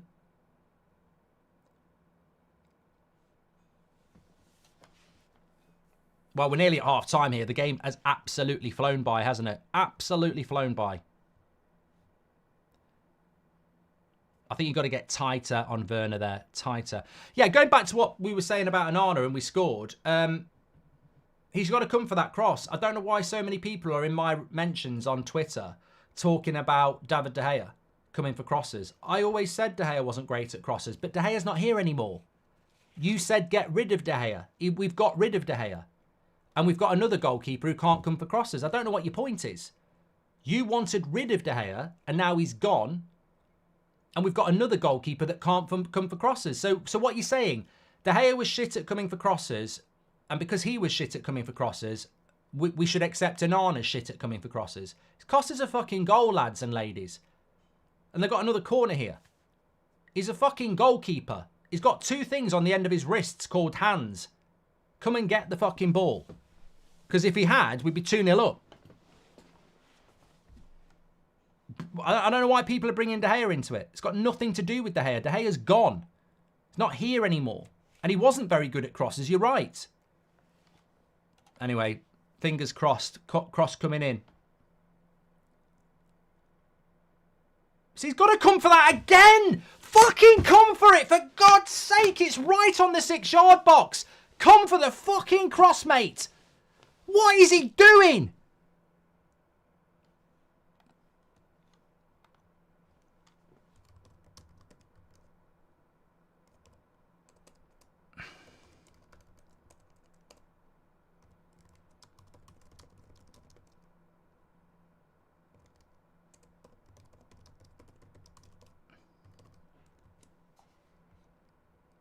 You can't... What? He's useless. He's absolutely useless in that position. That's a free header in the 6-yard box, dead central, and he stood there on his line. And people don't think he's responsible for that. For fuck's sake, ladies and gentlemen, wake the fuck up. This is a guy who refused to go to the AFCON because he's here to help us. Come for a fucking cross, that would be nice. That's worse than the goal, that one. We're so lucky it's not 2-2.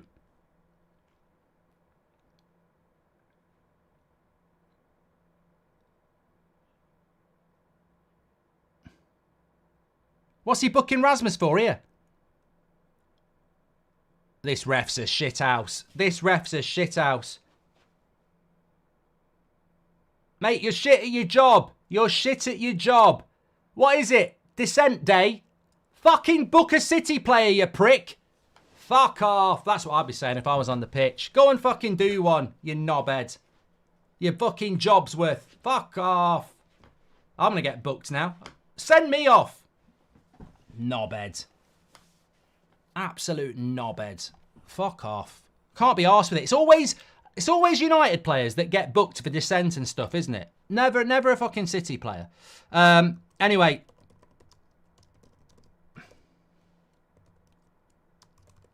What's your thoughts on that half? Get us your comments in. 2-1 to United. I tell you what, I think there's a lot more twists and turns in this game. ridiculous bookings for both teams. Bentancur was booked for kicking the ball away. He didn't really book. I don't know what that was all about. Anyway, the set piece. Look, you know what? Let's just call a spade here, right at the start. It's 2-1 to United. Very good goals by Rashford and Rasmus, but it should be 2-2. I mean, Romero has just missed an absolute sitter of a header and smacked it into the bar. I mean, I don't think I can sit here and honestly say to you, what a great half by United. 2 goals is good at Old Trafford. It is good, but defensively, it's fucking abysmal. And look at the stats. 63% possession for Spurs. I would have expected that, unfortunately. 10 shots to 6. 4 shots on target to 2. It's not actually good enough, but it's probably what I predicted. It's counter-attacking, and that's how we're going to have to try and win this game. But if you're gonna counter-attack, for the love of God, defend well. And the defending on set pieces is absolutely horrific. Horrific. And when you've got a goalkeeper, and people are right, we did have this with De Gea as well, but that is unforgivable. That second one with Romero, sometimes it's difficult for a goalkeeper to come for a cross because there's a crowd of people, or it's a high looping one and it dips. It's straight trajectory, straight into the 6-yard box because they know the keeper's not going to come for it. And to have a header, that's a sitter by Romero. And it's terrible. And why he won't come for crosses, I don't know. Just come and punch it. I don't know. Do you think it was a penalty on Garnacho, says Darren? Well, man, if you're wearing light blue, it's a penalty, as we know. Rodri got one of those at Old Trafford a few weeks ago. Do you think he's afraid to come for it because he should have gotten a card against Wolves? I don't know, Ivan, but he's got to start coming for it. Eriksen has had like 3 touches. If it was McTominay, he would talk about nothing else as Temple City Underground. But we're winning 2-1, mate. So normally when McTominay's on the pitch, we're fucking losing and playing shit. So there's a big difference. Anana not even watching where the ball's coming from, says Daniel. The set piece coach must be awful at his job. Who tells Mainu to man Mark Romero, says Bart. They get ahead and the players get complacent, says Andrew. Game tempo is okay, but need better ball control, says Rupish. I can't wait to never see Anana again, says Clover. Match ain't over yet. Don't know what Rashford is thinking. Concentrate till the end of the game. Happy for Rasmus and Rashford. Hopefully see the light, says SK. Yeah, well, look, get your comments in. Let's have a think. We're shocking at corners at both ends, Mark, says JS. Thank you very much. Look, my general observations on that game is that Spurs have dominated the ball. They've had over 100 passes more than us, and they've got 89% pass accuracy to 77. Only an idiot wouldn't observe that game and say Spurs are dominating the midfield, which they are. Part of me expects it because they're better at football than us, and we're having to transition quickly. But if I was Spurs, if Man United were Spurs and Man United and Spurs were Man United and they were the home team and we were 2-1 down at half time, I'd be confused. I'd be like, we've had the chances to be in front, and how are we losing that game 2-1? So I am a little bit nervous going into the second half. And he may well make a change in the midfield at half time.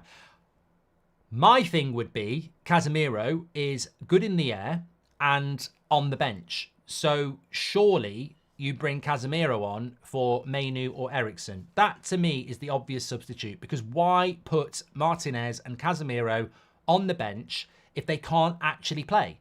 So the logical substitution is Casemiro comes on for Mainu or Eriksen.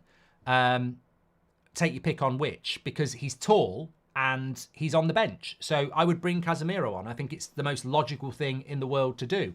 My fear is he might be on the bench as a token gesture, who's not actually fit. So we'll find out about that. Because if you bring McTominay on, it might work on set pieces, but he's only one guy. So yeah, I'd get Casemiro on. And again, if Martinez is fit enough, I'd bring Martinez on for Evans as well. Get that old centre-back situation going. What about Anthony, Mark? Well, if you bring Anthony on, I presume you're going to take Garnacho off. I mean, Rashford's got a goal and an assist in a certain way. So, yeah, I don't know too much about that. Look, I don't think Rashford's had the best game, but he's so valuable in this sort of game. His pace against a high line is perfect. If I was playing against Rashford, I'd just play a deep line and counter-attack myself. But Spurs aren't going to do that. That's not why they've had the success. So in a game like this, the reason I said that Marcus Rashford would score today is because I've played the game and I've watched the game. And it wasn't a guess. It was absolutely nailed on to me that Rashford would score. I've been saying it for days. I said it in the preview. I said it on the podcast. I said it last night on Twitter. I think it was absolutely nailed on that he would score because he suits a game like this perfectly. Absolutely perfectly. And therefore, I wouldn't take him off because I think that keeping a player like Marcus Rashford on in a game like this is really, really important. So, yeah, I definitely would. I would keep him on. So, would you bring Anthony on for Garnacho? I don't know. Mark, I just don't know if I can trust Ten Hag not to bring McTominay on, says Martin. But you know what? If he does bring McTominay, just looking at this header again. Look. I'm looking at this cross from Richarlison. Yeah, I think keeper's got to come and clear that out. It is crowded, but I think keeper's got to be... I'll give him the benefit of the doubt on that one, Onana. I think he's got to be coming and getting it, but the one where they hit the bar is a lot worse.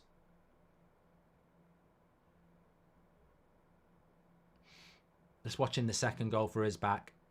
Yeah, I mean, this is great play. This is great play. Rashford, he's going to shoot. No, I'm going to pass.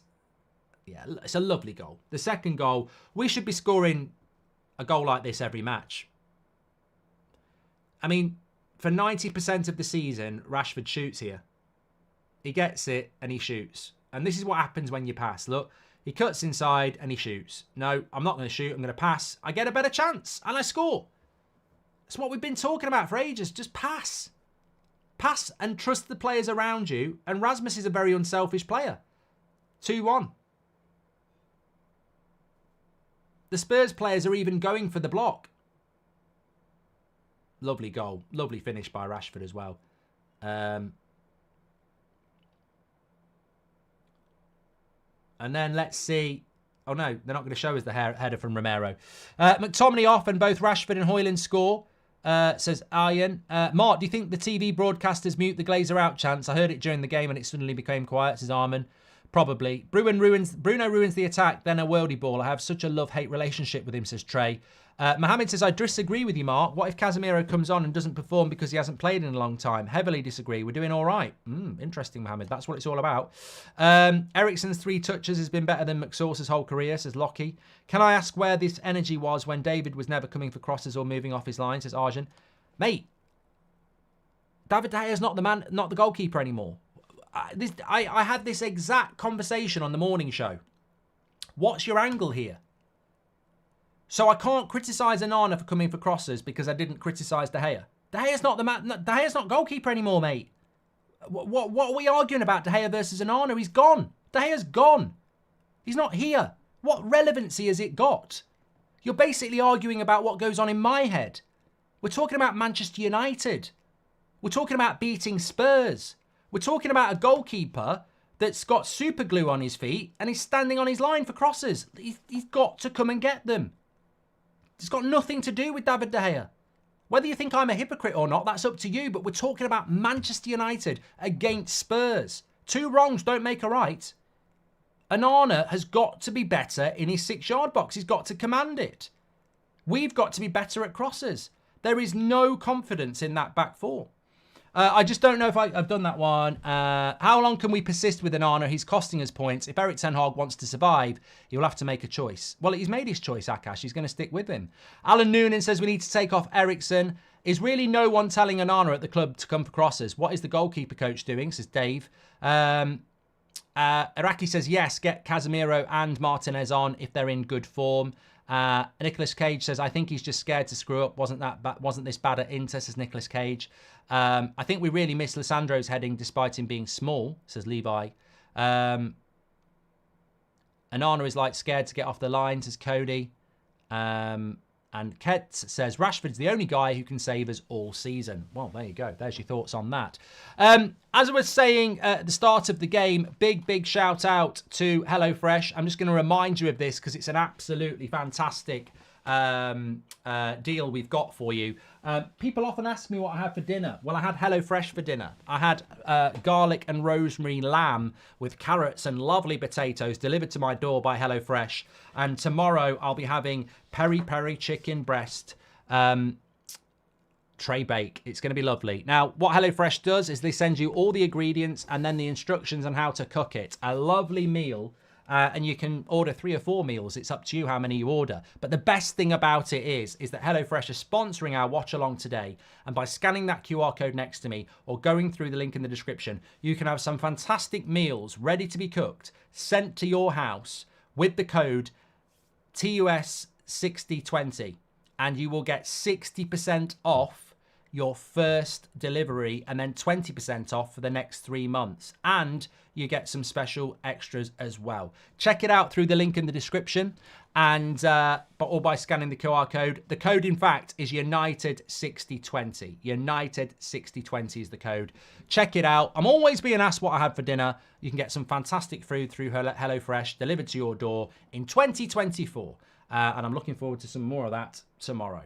Thanks everyone for watching, and very much thank you to HelloFresh. And don't forget to check out that amazing offer, 60% off and then 20% for your next 3 months. I don't think we'll see any changes at half-time, if I'm being honest. I think he'll stick with what he's got unless he takes Mainu off. Mainu is the only player that he seems to do at half-time, as we saw against Forest with McTominay. Richard says, absolutely agreed on your assessment of Onana. Mate, I don't really care if people agree or they don't agree. I can't be arsed with people arguing with me because of what I said about De Gea a year ago. You wanted rid of De Gea. He's gone. This is the replacement. What relevance does it have to argue about De Gea's aerial ability compared to Onana? You got your own way. De Gea's gone. Whatever we said about De Gea is irrelevant. He's gone. We're dealing in now. You can't say, well, De Gea was bad at crosses, so it doesn't matter about Onana. It does matter. It's costing us fucking goals. He's been costing us goals all season. Put aside your posters and your agendas, because this is just the same as the Martial and Sancho stuff. If a player's good enough for Manchester United, fucking show it. If they're not, it should be called out. You did it with De Gea last year. I'm doing it with Onana this year. At the moment, he is not betraying the skill set to be a Manchester United goalkeeper, and it must be called out. And if you want to protect him, let's throw the points in the fucking bin again. Let's get knocked out of Europe again. If you want to protect that, that's absolutely fine. But I think he's got to do better. And Onana is clearly going to be our number 1. And Ten Hag is clearly going to stick with him. But he needs to do fucking better. Have you watched the World Cup documentary on Netflix, says Toon? No. Do you think that Eric Ten Hag switched Delo and Aaron Wan-Bissaka because of the partnership they have with the wingers, says David? I don't know. Abdu, welcome to the Members Club. Thank you very much for that. Give Watto the goalkeeping job, coach job at United. Yeah, I think he'd be a very good goalkeeping coach, Watto, Ollie, actually. But there we go. Werner seems like his Chelsea old self again, says Lockett. I tell you what, Delo has got to get tighter than that. It's all right turning round to the Stretford end and going like that. What are you going like that for? Because Werner's mishit it. You giving him a shot. I don't know what Delo's doing there. Passion merchant, forget about it. Get tight. You gave him the... Yeah, Werner's got the whole goal to shoot at. Now, fair play. Delo probably went, he's got no chance. I've seen his YouTube clips, but he's got to get tighter than that. You know, if that's Son, it's probably 2-2. So he's got to get tighter. He's got to get tighter. Also, Remy says, De Gea had lots of credits in the bank. That's why Mark gave him more of a pass. Remy, it's got nothing to do with De Gea. I get your point, but it's got nothing to do with De Gea. De Gea's gone. We're judging this goalkeeper now. Would you do a swap deal, Onana for Jack Butland, says Vaught? No, I think Onana's a good goalkeeper, but I just don't know what's going on with him. Mark, seeing Sir Jim in deep conversation with Sir Alex, is he asking what he sees are the problems on the pitch, says Martin? Well, you'd hope so. Watch Wan-Bissaka on corners, says Caleb.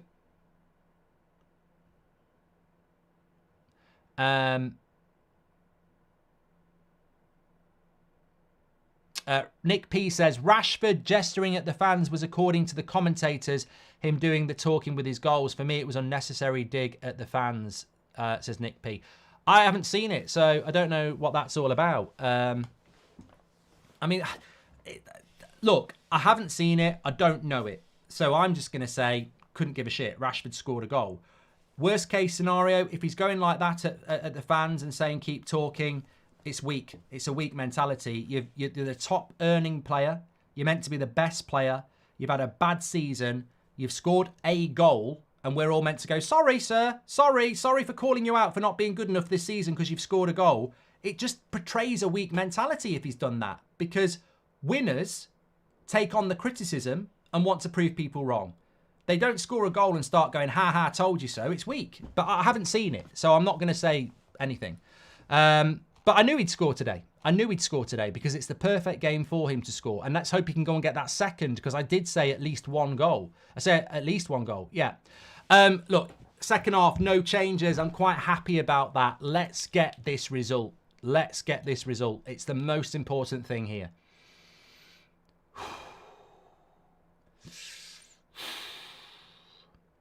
I don't know why I'm breathing in. We're up and running. Rasmus Haters can sit down, says Kieran. I'm watching from Kuwait and I love the content, says Ahmad. Rich says, off topic but title, How to Do Your Son's Hair by Michael Oliver's mum. Let's go United, says Rich. Well, here is Rashford, and he's ran it out of play.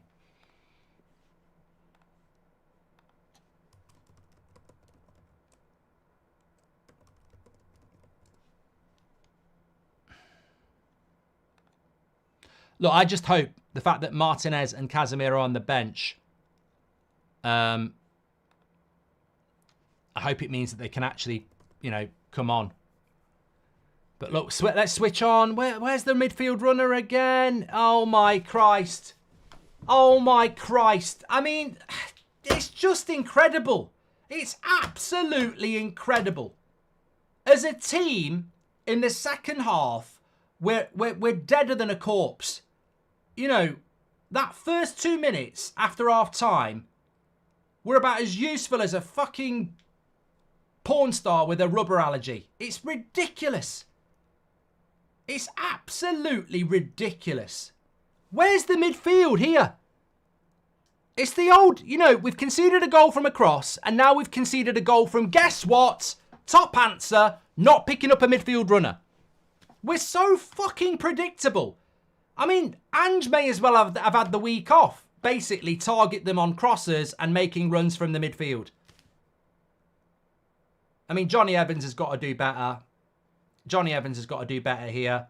And Onana on the front post should not get beat. But the power's... I don't really blame Onana for that. Johnny Evans has got to do better. Eriksen's got to track him back. But it's criminal. Absolutely criminal. Absolutely criminal, that.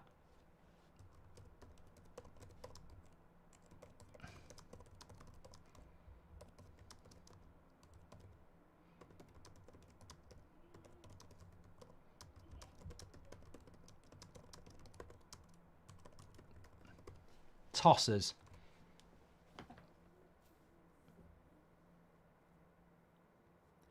Can I just shock you? I don't think I blame Onana on that one. I don't. I think the power of the shot is difficult to save. I don't think you can blame the goalkeeper on that one. Which is what I'm talking about. There is no agenda. I see things, I call it out. I think Johnny Evans is just too slow. That's his weakness. But I don't think you can blame Onana on that one. I don't.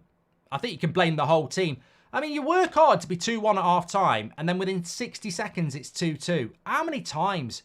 We've completed a hat-trick here. Shit at crosses, shit at picking up the midfield runner, and shit at the start of the second half.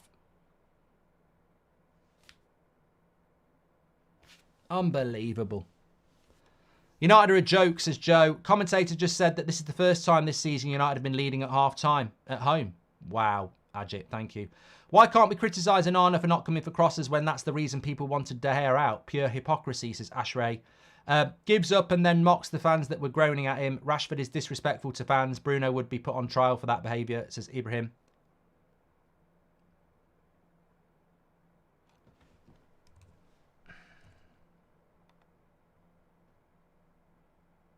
Why is Delo in a 2v1 on the back post there?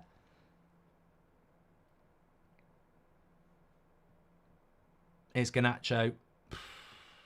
Mad. Answers on a postcard what's going to happen in this game.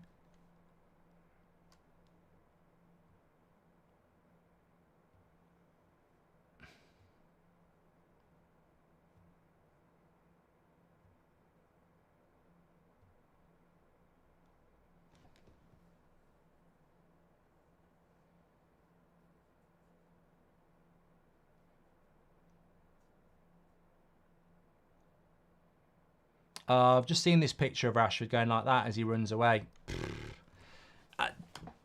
Weak mentality. I'm sorry. This is what we've built at United. You score a goal and apparently you've shut everybody down for being rubbish for 5 months. I mean, I like Rashford, but I think one of his biggest issues clearly is a mentality problem, isn't it? I mean, just go and score the second and third goal and then do it for a month and then say I've shut everybody down. 1 goal. It's like what? It's like one sunny day in the summer, isn't it? And saying that was a great summer. Like, go and do it more. Stop focusing. We're gonna get beat. We're gonna get beat here. I'm living in hope. I'm living in a fantasy. We're gonna get beat. We're so fucking rubbish. You can see it coming a mile off. We're gonna get beat here. I don't know what I was doing predicting a win.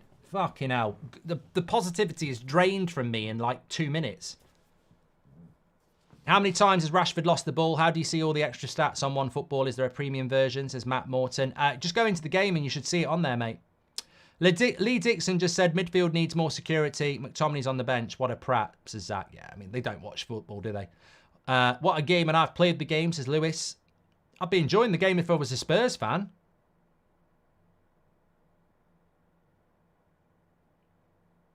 Dean says, you know that record of us never losing a game when we're leading at half-time? This could be the end of that. Our defence is like playing FC24 in amateur setting, says Mario Franco. Ericsson didn't track the runner, says Daniel. Well, he didn't track the runner against Arsenal, did he, either? He doesn't track the runner. Here we go. Richarlison. Oh, at least Anana saved that. You know he's going to get McTominay in for Ericsson and completely gift them the game, says Diego. Complacency from half-time it is then, says Triggered Salt. Ericsson's Mr. Invisible, says Milo. Let me just get you some stats here because a lot of people are sort of talking about it and you're absolutely correct. We do tend to have a look at certain other players when they're on the pitch and how they're performing.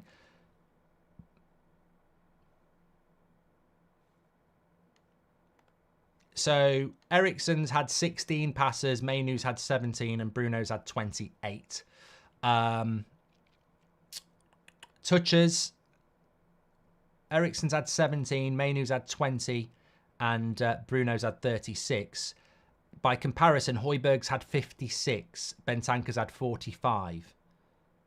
So they're absolutely dominating us there. Loss of possession, Rashford 4,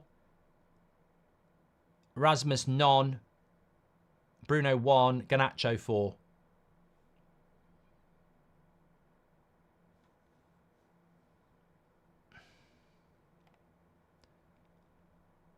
Shots on target. Shots. Rashford 2, Højlund 1, Garnacho none.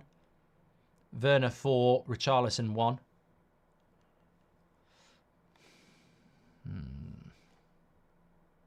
I get the players are all bluffers, but Ten Hag hasn't done a thing to fix these issues, says Chris. There are teams with worse players that are coached much better, says Chris. Commentators in America are bigging up McTominay and how we need him. Haven't mentioned Casemiro at all, says Robert. You really... But I tell you what, you're making me feel a bit better. You have worse commentators in America than the UK. I didn't think that was possible. Our lack of a proper number 8 this season makes me appreciate having Fred, says KFJ. I'd really love to see Martinez and Casemiro coming on, says Bjorn. Look, if they're on the bench, get them on. Simple as that. If they're fit enough to be on the bench, they're fit enough to play, get them on. Because this is going one way, and it's Spurs.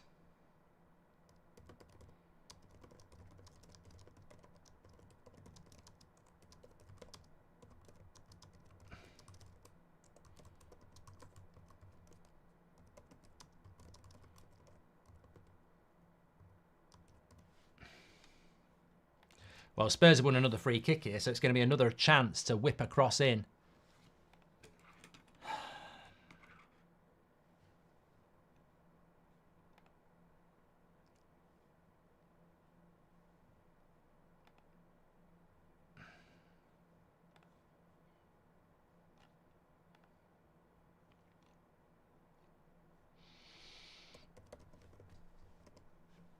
I think we're heading into a very pivotal period here.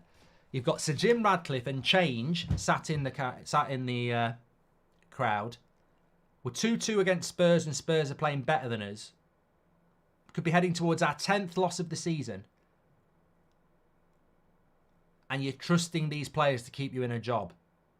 This could be pivotal half an hour for Erik Ten Hag. Now, look at Bruno's face. He don't look happy. Doesn't look motivated, does he? He looks like he looks like his dog's been run over. That's the captain of Man United. Another cross from a corner. Doesn't come for it again. Planted to his line. I'd really love to see Martinez and Cat done that one. Why isn't Casemiro and Martinez in yet? And why are Aaron Wan-Bissaka and Varane on the right side? Love the show, says Mohammed. Rasmus does not run hard at the keeper anymore like he did. He's never a threat to block the kick, says Temple. The gameplay is to whack it to Rashford so we can run. Salim, can I just say, well done. We mentioned this in the preview. We're playing a team where you can hit a diagonal to Rashford to run onto. We don't. Most teams you can't do that against. You're absolutely right to identify that we're doing that, and he's going to bring McTominay on. Fuck-a-doodle-do.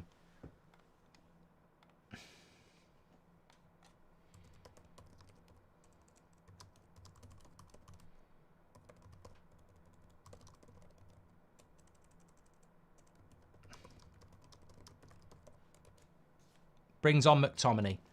Fucking hell. I mean, bringing McTominay on in a game like this, I hope it works. But when you've got Casemiro on the bench, bringing McTominay on when you've got Casemiro on the bench is like jumping into a swimming pool, lathered up in ketchup instead of taking a harpoon.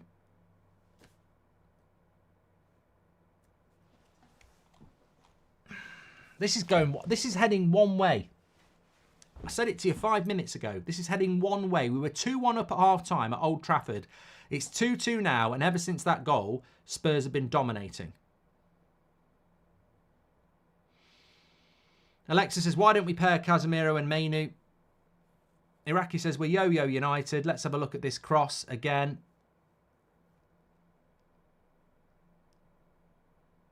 George says, in America, they said that this game is made for McTominay. Bruno is beginning to annoy me. He's the what? He's the captain, says Christopher.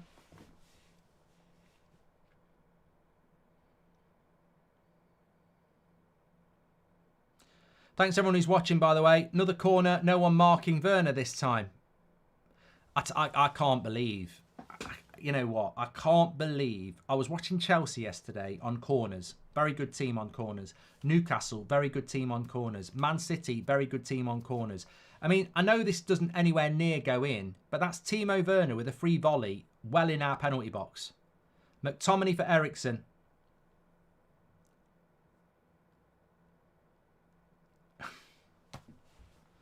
Love your streams. You make my days coming from a Chelsea fan, says Port. Thank you very much, mate. Zero says, how was that a free kick for Spurs when Garnacho was denied a penalty? Come on, Mark. We all know McTominay's our Bellingham, says Jar. Good play by Rasmus. Get that cross in. Ooh, good play by Rasmus, that.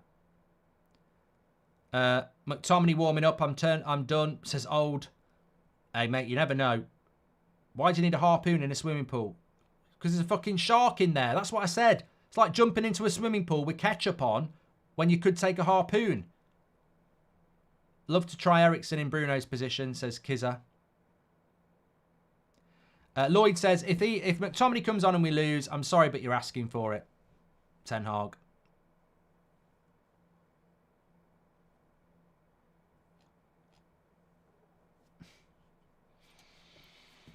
Oh. The trouble is, it's fucked now, isn't it? He's fucked it. Because even if you bring Casemiro on now, McTominay's still on. So to bring Casemiro on, you've got to take Mainu off. What we wanted to see was Casemiro come on for Eriksen and then free up Mainu.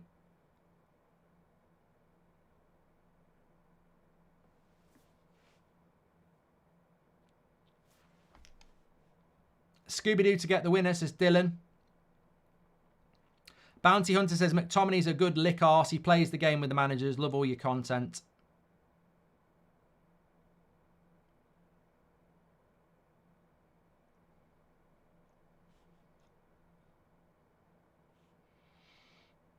Scooby-Doo to get the winner, Dylan. Oh, mate, I hope so. I don't fucking care who scores.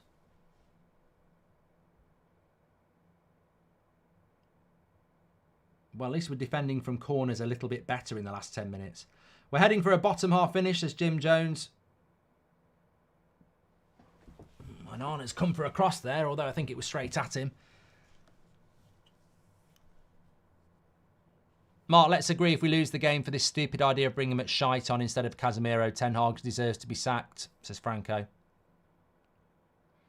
Dallas says, not Fergie time, McTominay time.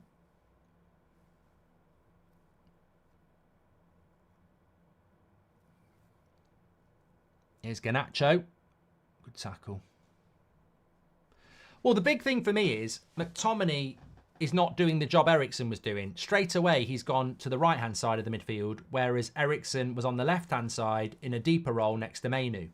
So does that mean that Bruno now is playing as an 8 again? Because McTominay, you see, we're playing the two attacking midfielders again. You can see the shape. It's a 1-2. It's Bruno and McTominay in advance. He's shot wide there. I mean, that's where he can be dangerous, but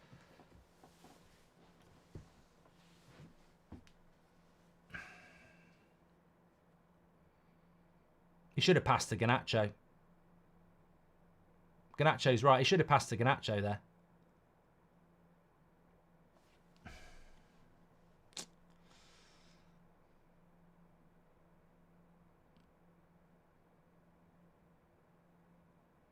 Go on, Mainu. Go on. Unlucky.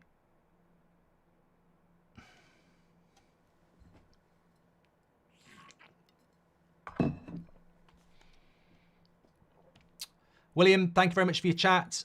We need to control the game more in midfield and we bring on McTominay, says Danish. Bruno's complete trash, says Gerardo. Here he comes. Down, down, down, down, down.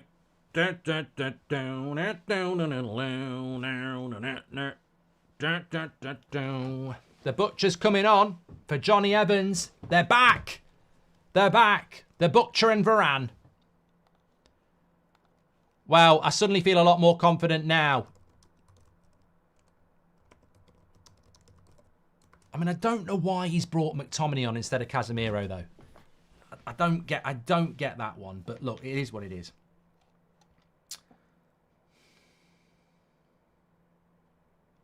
Do you think Erik Ten Hag's time is up as if we lose this one, says a person? No, I don't think he will get the sack for that. So McTominay's like the bloke at work who comes in on the weekends but doesn't do anything in the week, says Sam. Yashin says, his podcast, Zatif Stand, is now on episode 14. Well done, mate. Rash sabotaging every corners we take. Why, says Zon.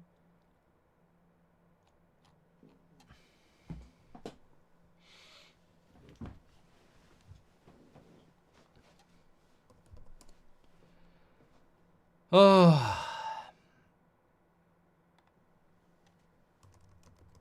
I don't know which way this game's going now. I did actually, let me just tell you a story. I might be onto something here, I might not. But I did say that Rashford would score more than... I said Rashford would score today. And I also said that Man United would win. And in our group chat, United Stand score predictor, I said 3... Or maybe I said 3-1. I think I said 3-2 in one of them. So, who knows? I might be right. Here's a Dogie. Yeah, you don't get a penalty for that. Oh, my God. What are we doing there? McTominay. So Varane's gone to right-sided centre-back now. Still 25 minutes to go in this game. Oh, we're nearly at 812,000. Please do subscribe. Bottom right-hand corner. We're only 50 away. Is this a penalty on Udogie? It's the biggest fucking dive in the world. He should get a job on EastEnders for that. Acting. What a ball by Højlund. Here we go. Rashford, this is where he can do it. No. No. No. Not like that.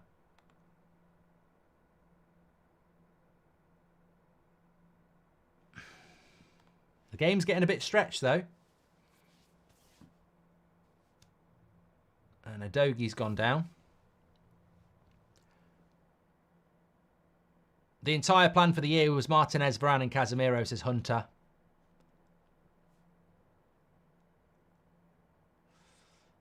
I mean, the pass to McTominay would have been lovely from Rashford there, but he's just not aware of it. You didn't read my members chat, Mark. Of course he isn't bringing on Casemiro, so Jim is watching, says MOT.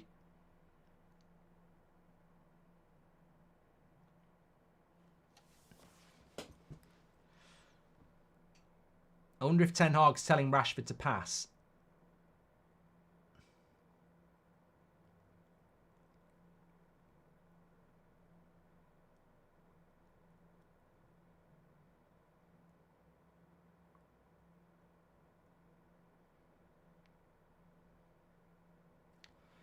I don't know. Long ball merchants jumped out in the chat there. I don't know why anybody expected anything else. Let's have a look at the stats, actually. You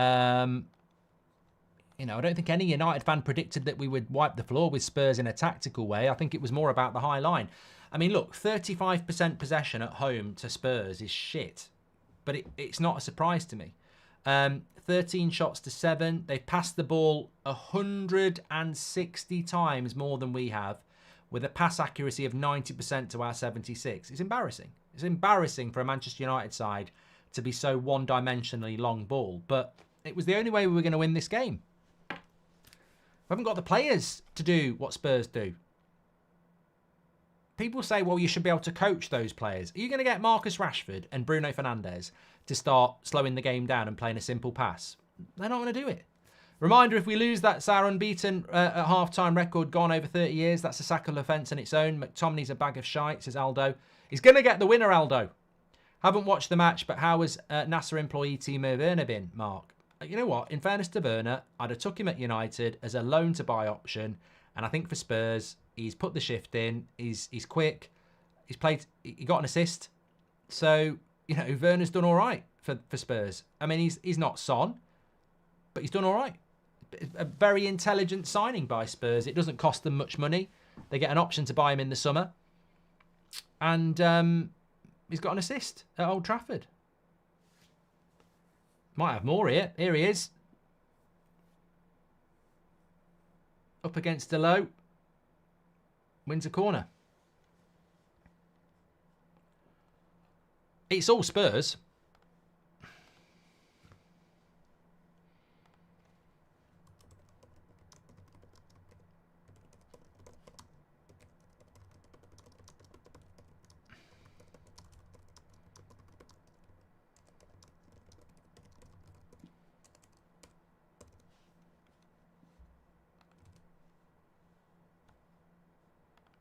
Right, another corner here. Hold your breath. It's like walking in a lift when someone shat themselves. Hold your breath. Yes. Fucking hell. Another corner. Choosing when to shoot and when to pass is our biggest problem, says Lloyd. The front three could be devastating if they learned how to play together. Udit says, kick Rashford out of this club. What a trash. Just pass the ball. 2v1 doesn't pass. Haven't watched them. I've done that one from Connor. Thank you, Udit, there. Thanks for the super chats today. And welcome to the new members as well. You can do that by clicking the join button. Thank you very much. Remember to subscribe as well. The United Stands. We've got match reaction after this where you can do your player ratings. We'll put that out soon where you can mark every player out of set. 10, 6 being the average. We've got the fan forum after. We're live every morning at 10 o'clock and 8 o'clock in the evening as well. And it's another, oh, I tell you what, Varane there. You did your fucking job, mate. I thought that was going to be a tap-in. Rashford is the definition of a selfish player, says Space.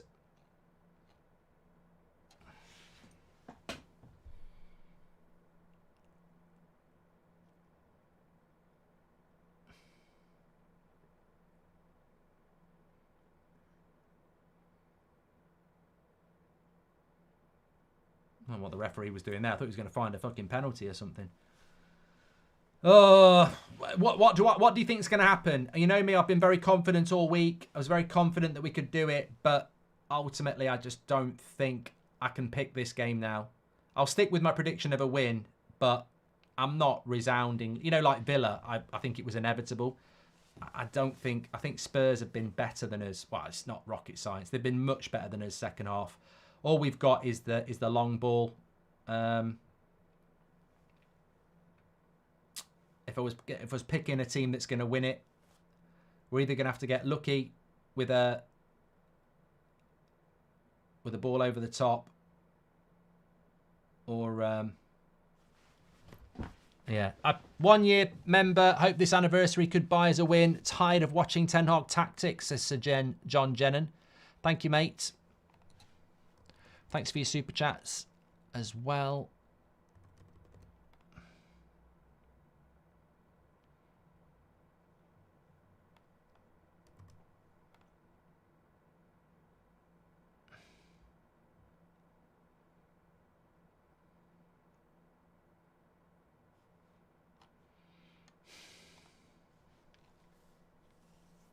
Dominated at home.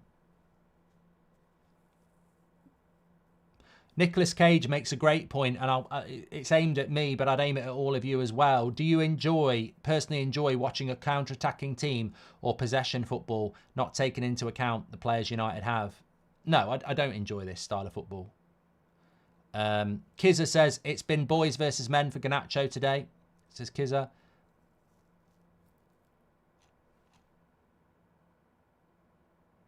I mean, we look better with Martinez at centre-back. I'll say that.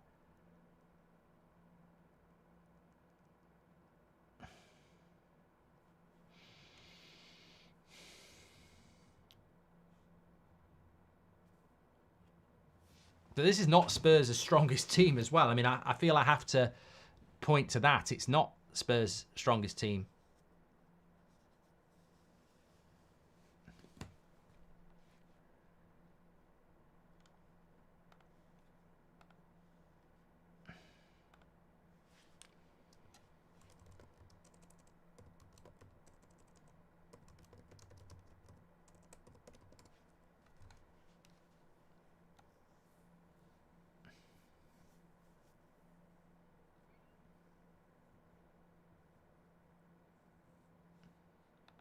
Just on the penalty in the first half, 53% of you said it, yes, it was a penalty, and no said 47%. And we had a massive 56,000 votes on that. So I think we can safely say it was 50-50.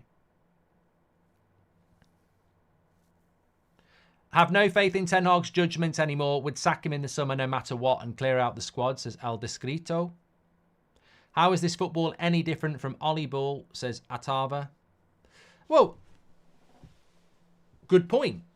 But how is it going to be any different when you've got players that are not intelligent enough to play any differently? Play that past McTominay. There we go. Bruno. Oh, Vicario is very good off his line there.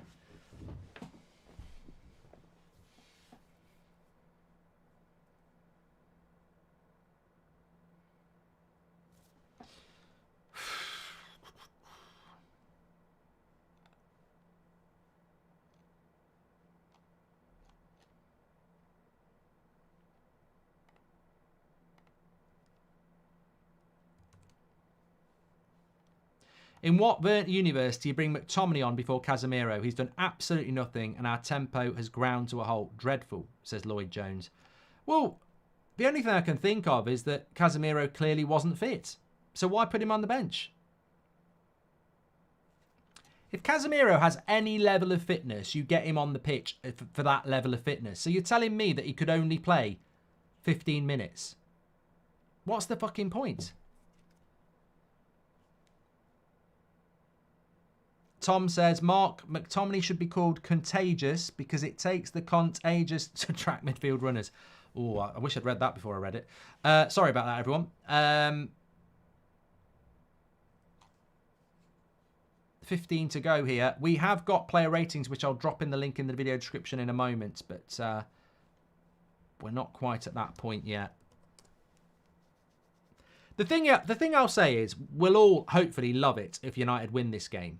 But if we win this game, is it any different to Brentford, Sheffield United, Burnley, where you get 3 points, but you look back on the game and go, by no means did we ever play well in this game. It's results, isn't it? It's results for results' sake. We do need the results. Of course we need the results, but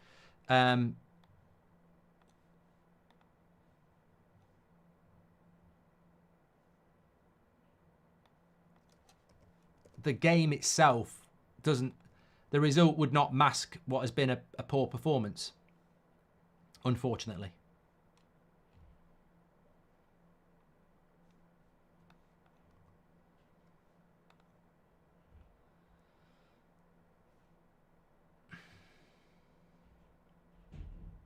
Here's Werner. I mean, offside. I do worry about if we lose this game in the next 15 minutes. I do worry about the next 2 weeks because,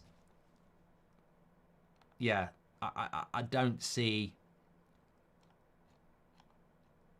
Yeah, I don't want to talk about it. I've got Wolves away next in the Premier League, Man City at home, and then Villa away. You'd expect to lose a couple more, wouldn't you? Feel sorry for United fans here. Ange's been there 6 months and Spurs look 5 times better. Hayden says, I appreciate your honesty on That's Football. Thank you, Hayden. I'm scared that Ten Hag has been playing his form of football for so long now. He won't be able to go back to his old style, says Monkey Time. We need managers like Mourinho with experience at big clubs and dealing with arrogant players. Ten Hag doesn't look like he has it in him. Says Space Oddie. And we've got a huge scouting problem. How can a 17 million goalkeeper look miles better than a 60 million pound one, says Mario Franco. I'd play Pellistri on the right and put Garnacho on the left and take off Rashford, says Salim. Esteban says, in defence of Ten Hag, he talked about players not listening, Rashford tracking back, Bruno hero passes, McTominay running on the wings. But don't use those players then.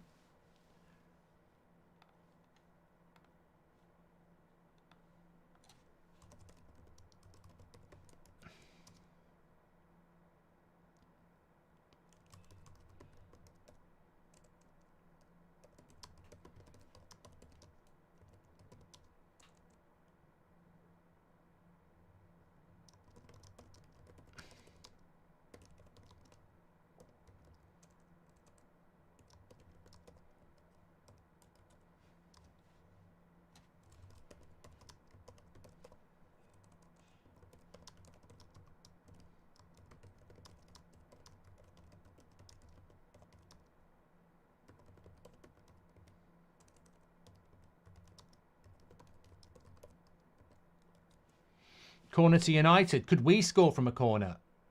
No.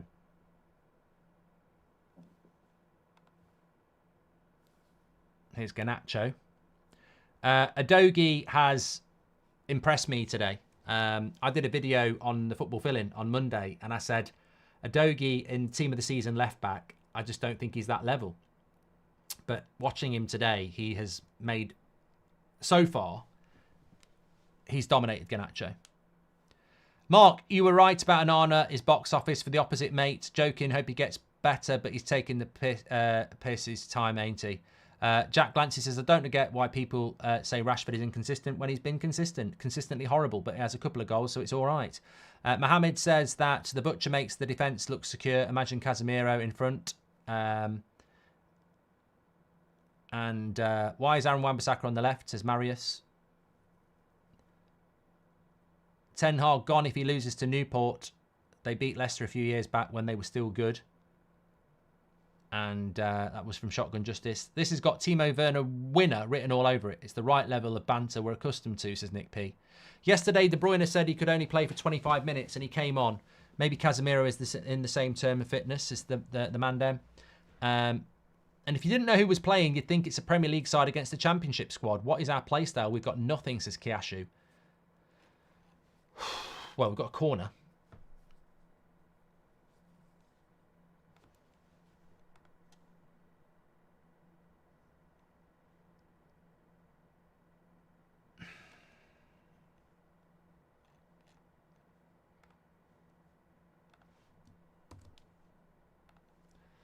And nothing comes of it.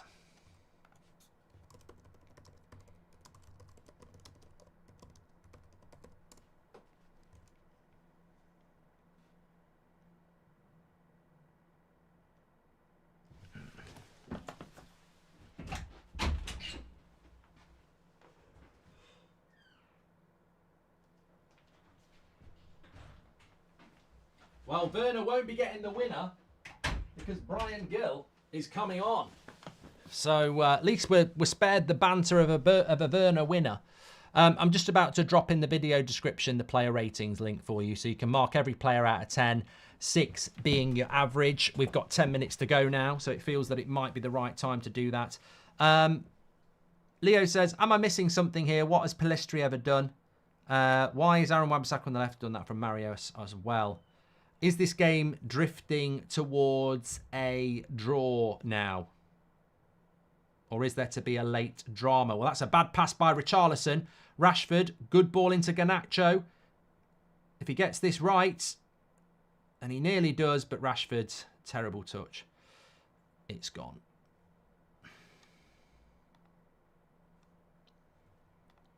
The moment is gone. You never know. We might get a breakaway at the end and win this.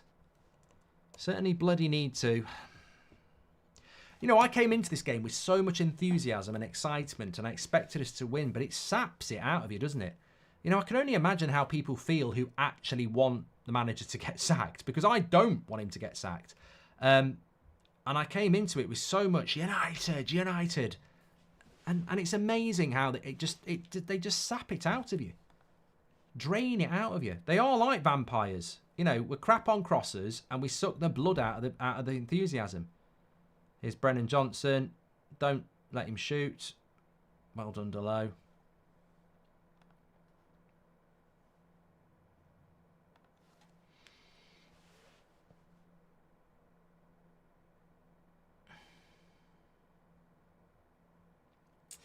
A lot of people getting on Rashford's back. I mean, he scored a goal today, so it will sort of cover up the deficiencies, I suppose. Remember, keep talking, he scored, but, you know, you're in that whole world again, aren't you, where if you score a goal or you score the winner, that's all that matters. Here's Richarlison. Oh, and that'll be another corner for Spurs. Or is it an offside? No, it's a corner.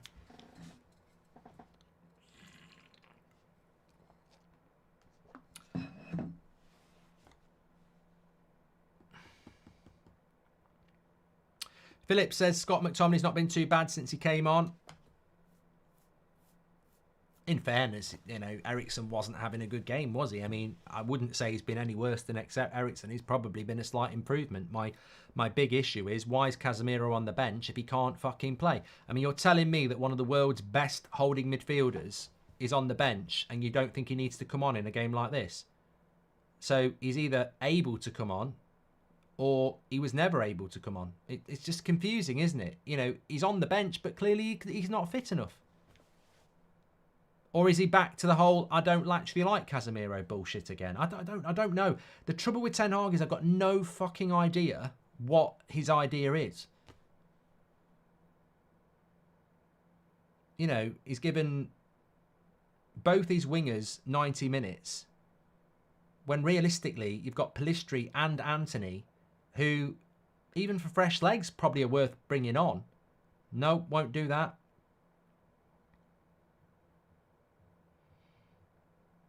Martinez substitution is logical because Johnny Evans is not as good as Martinez, so you make that change. But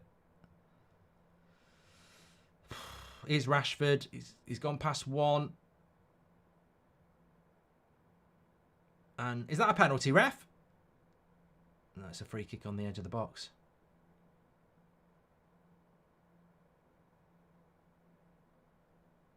Oh, his foot's touching the line. Is that not a penalty? I thought if you're touching the line, it's a penalty.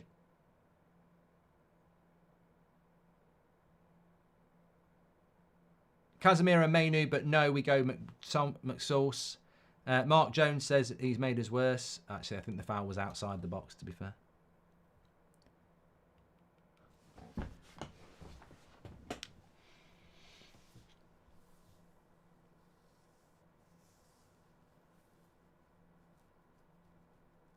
Give me a headline. I'm struggling for, well, unless we get a headline like Rashford winner. What would you give the headline of the match reaction? I'm struggling. You know, I'm really struggling. Unless we get something here. Bruno's going to shoot. I would shoot. I would shoot from here. You can't cross. You got to shoot. Got to shoot from here.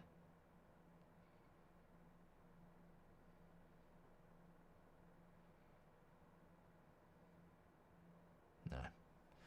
Straight into the wall. For a throw-in. Ball draw.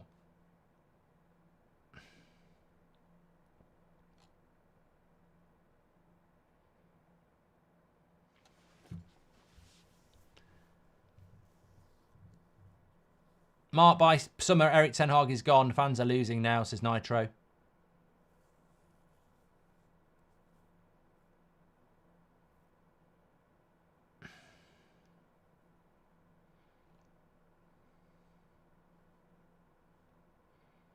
Spurs in crisis. We're not on That's Football, mate.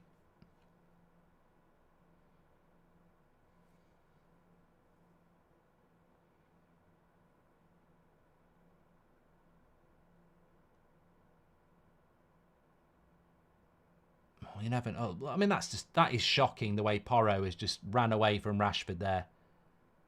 Absolutely shocking.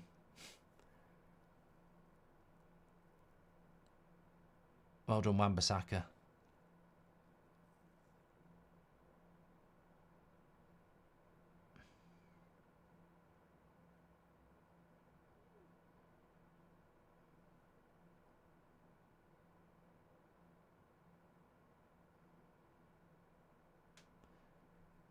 Oh, Van der Ben's got it. Eric Ten Hag's a dead man walking, says Cliff Red. How many touches has McTominay had? I mean, to be fair, he only came on for half an hour, didn't he? So,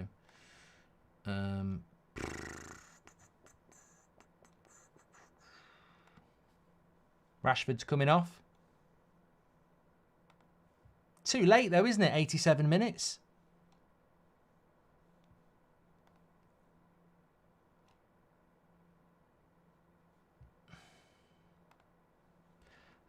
McTominay has touched the ball 20 times.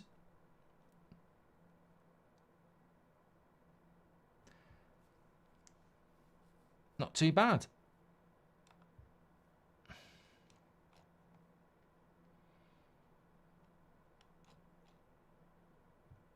And on a masterclass. Anthony on for 5 minutes, says Little Fat Dosser. Mid-table mindset, says Armand. Set piece coach required. Martinez is back, says Nick P.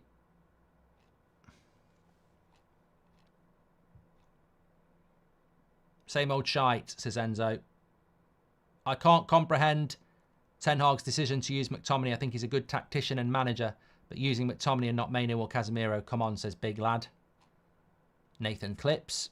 Bear in mind, Spurs don't have Son and Kulusevski, says Damon. Mate, I will write it so I don't forget it, but it's not lost on me.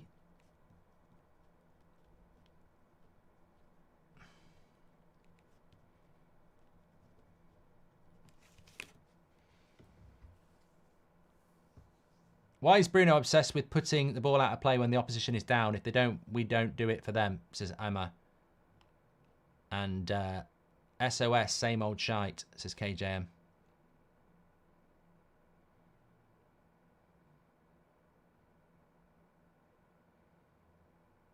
Why is Bruno so shit at set pieces, says Kia?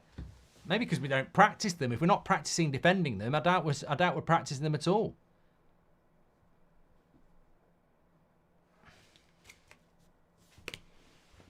88 minutes. Well, this will be our first draw at home this season, I think.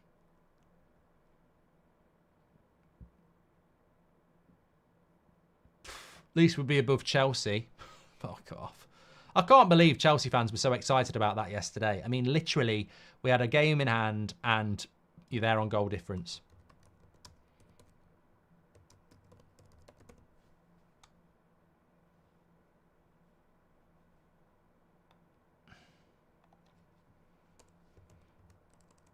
One thing I will say is we've looked a lot better defensively since we brought on Martinez.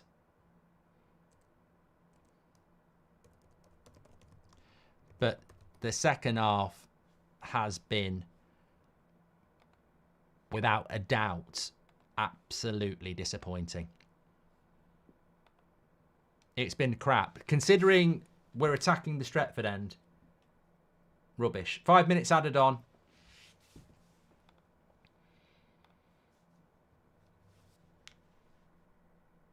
Can we scrap and find a winner?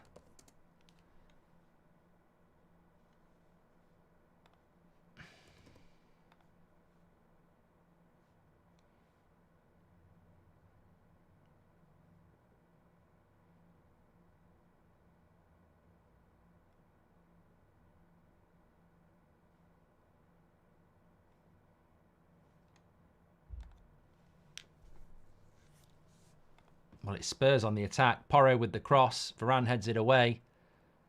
Yeah, you've got to trust me. You've got to try and find the positives, haven't you? And the positives for me, the Rasmus goal. I mean, it's not like I don't think he's had any other shot. Was that not the only shot on goal Rasmus has had? Fucking terrible. It's not his fault. So he's had one shot he's had one shot all game, and he scored it. And I think Martinez, since Martinez came on, we've looked better defensively. But other than that, I've missed most of the game due to work. How has Wan-Bissaka been, says Jay? I think Wan-Bissaka and Dalot have done reasonably well. Same with Varane. To be honest, I'm struggling to give any player higher than a 6, 7 maybe. I mean, you could give Rashford a 7 for a goal. But a lot of people would say you're having a laugh because of everything he's done wrong. Are we giving Rashford an assist for the first goal? Didn't really know a lot about it, I don't think. But I don't think that was an assist. I'd say Rasmus has got to be the man. The man. Shit. I crossed my legs and I couldn't uncross them, and one of my balls popped up into my stomach. Oh, that was fucking horrible, that was. I was panicking. Thought I was going to lose my ball. Oh, God, that now I've got the stomach ache you get when that happens. It just popped up. I think Rasmus would probably be man of the match for me. Goal and an assist. Set pieces should be the headline. Can't defend them and can't create from them.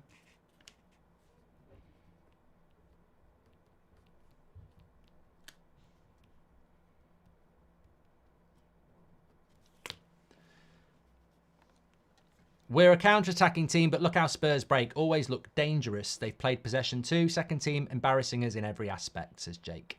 Yeah, it's unless we can nick a goal here at the end, it's been rather embarrassing. I mean, just take a look at this. Take a look at this. 64% possession. They're nearly double the passes. 64%. 16-6 plays 8-2. 13 corners to 8. And what was that? What was that? They've had 5-2-1 to 290, 89% to 76%. It's shit. It's really shit. It's really, really shit. Thanks for all your super chats, by the way. You've been absolute legends on the show. I'm sorry that the second half has been so dull as a game. It's been rubbish. Reza says Rashford's been dreadful, Mark. But, you know, some people disagree because he scores a goal. I don't know where you sit on that. Garnacho's cross. McTominay has just missed the best chance of the game. So you bring him onto the pitch for that, and he misses a fucking chance like that.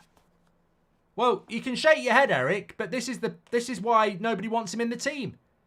Because if he doesn't score a goal, the one thing he's there for, I mean, what a fucking miss that is. I mean, that just sums up the game.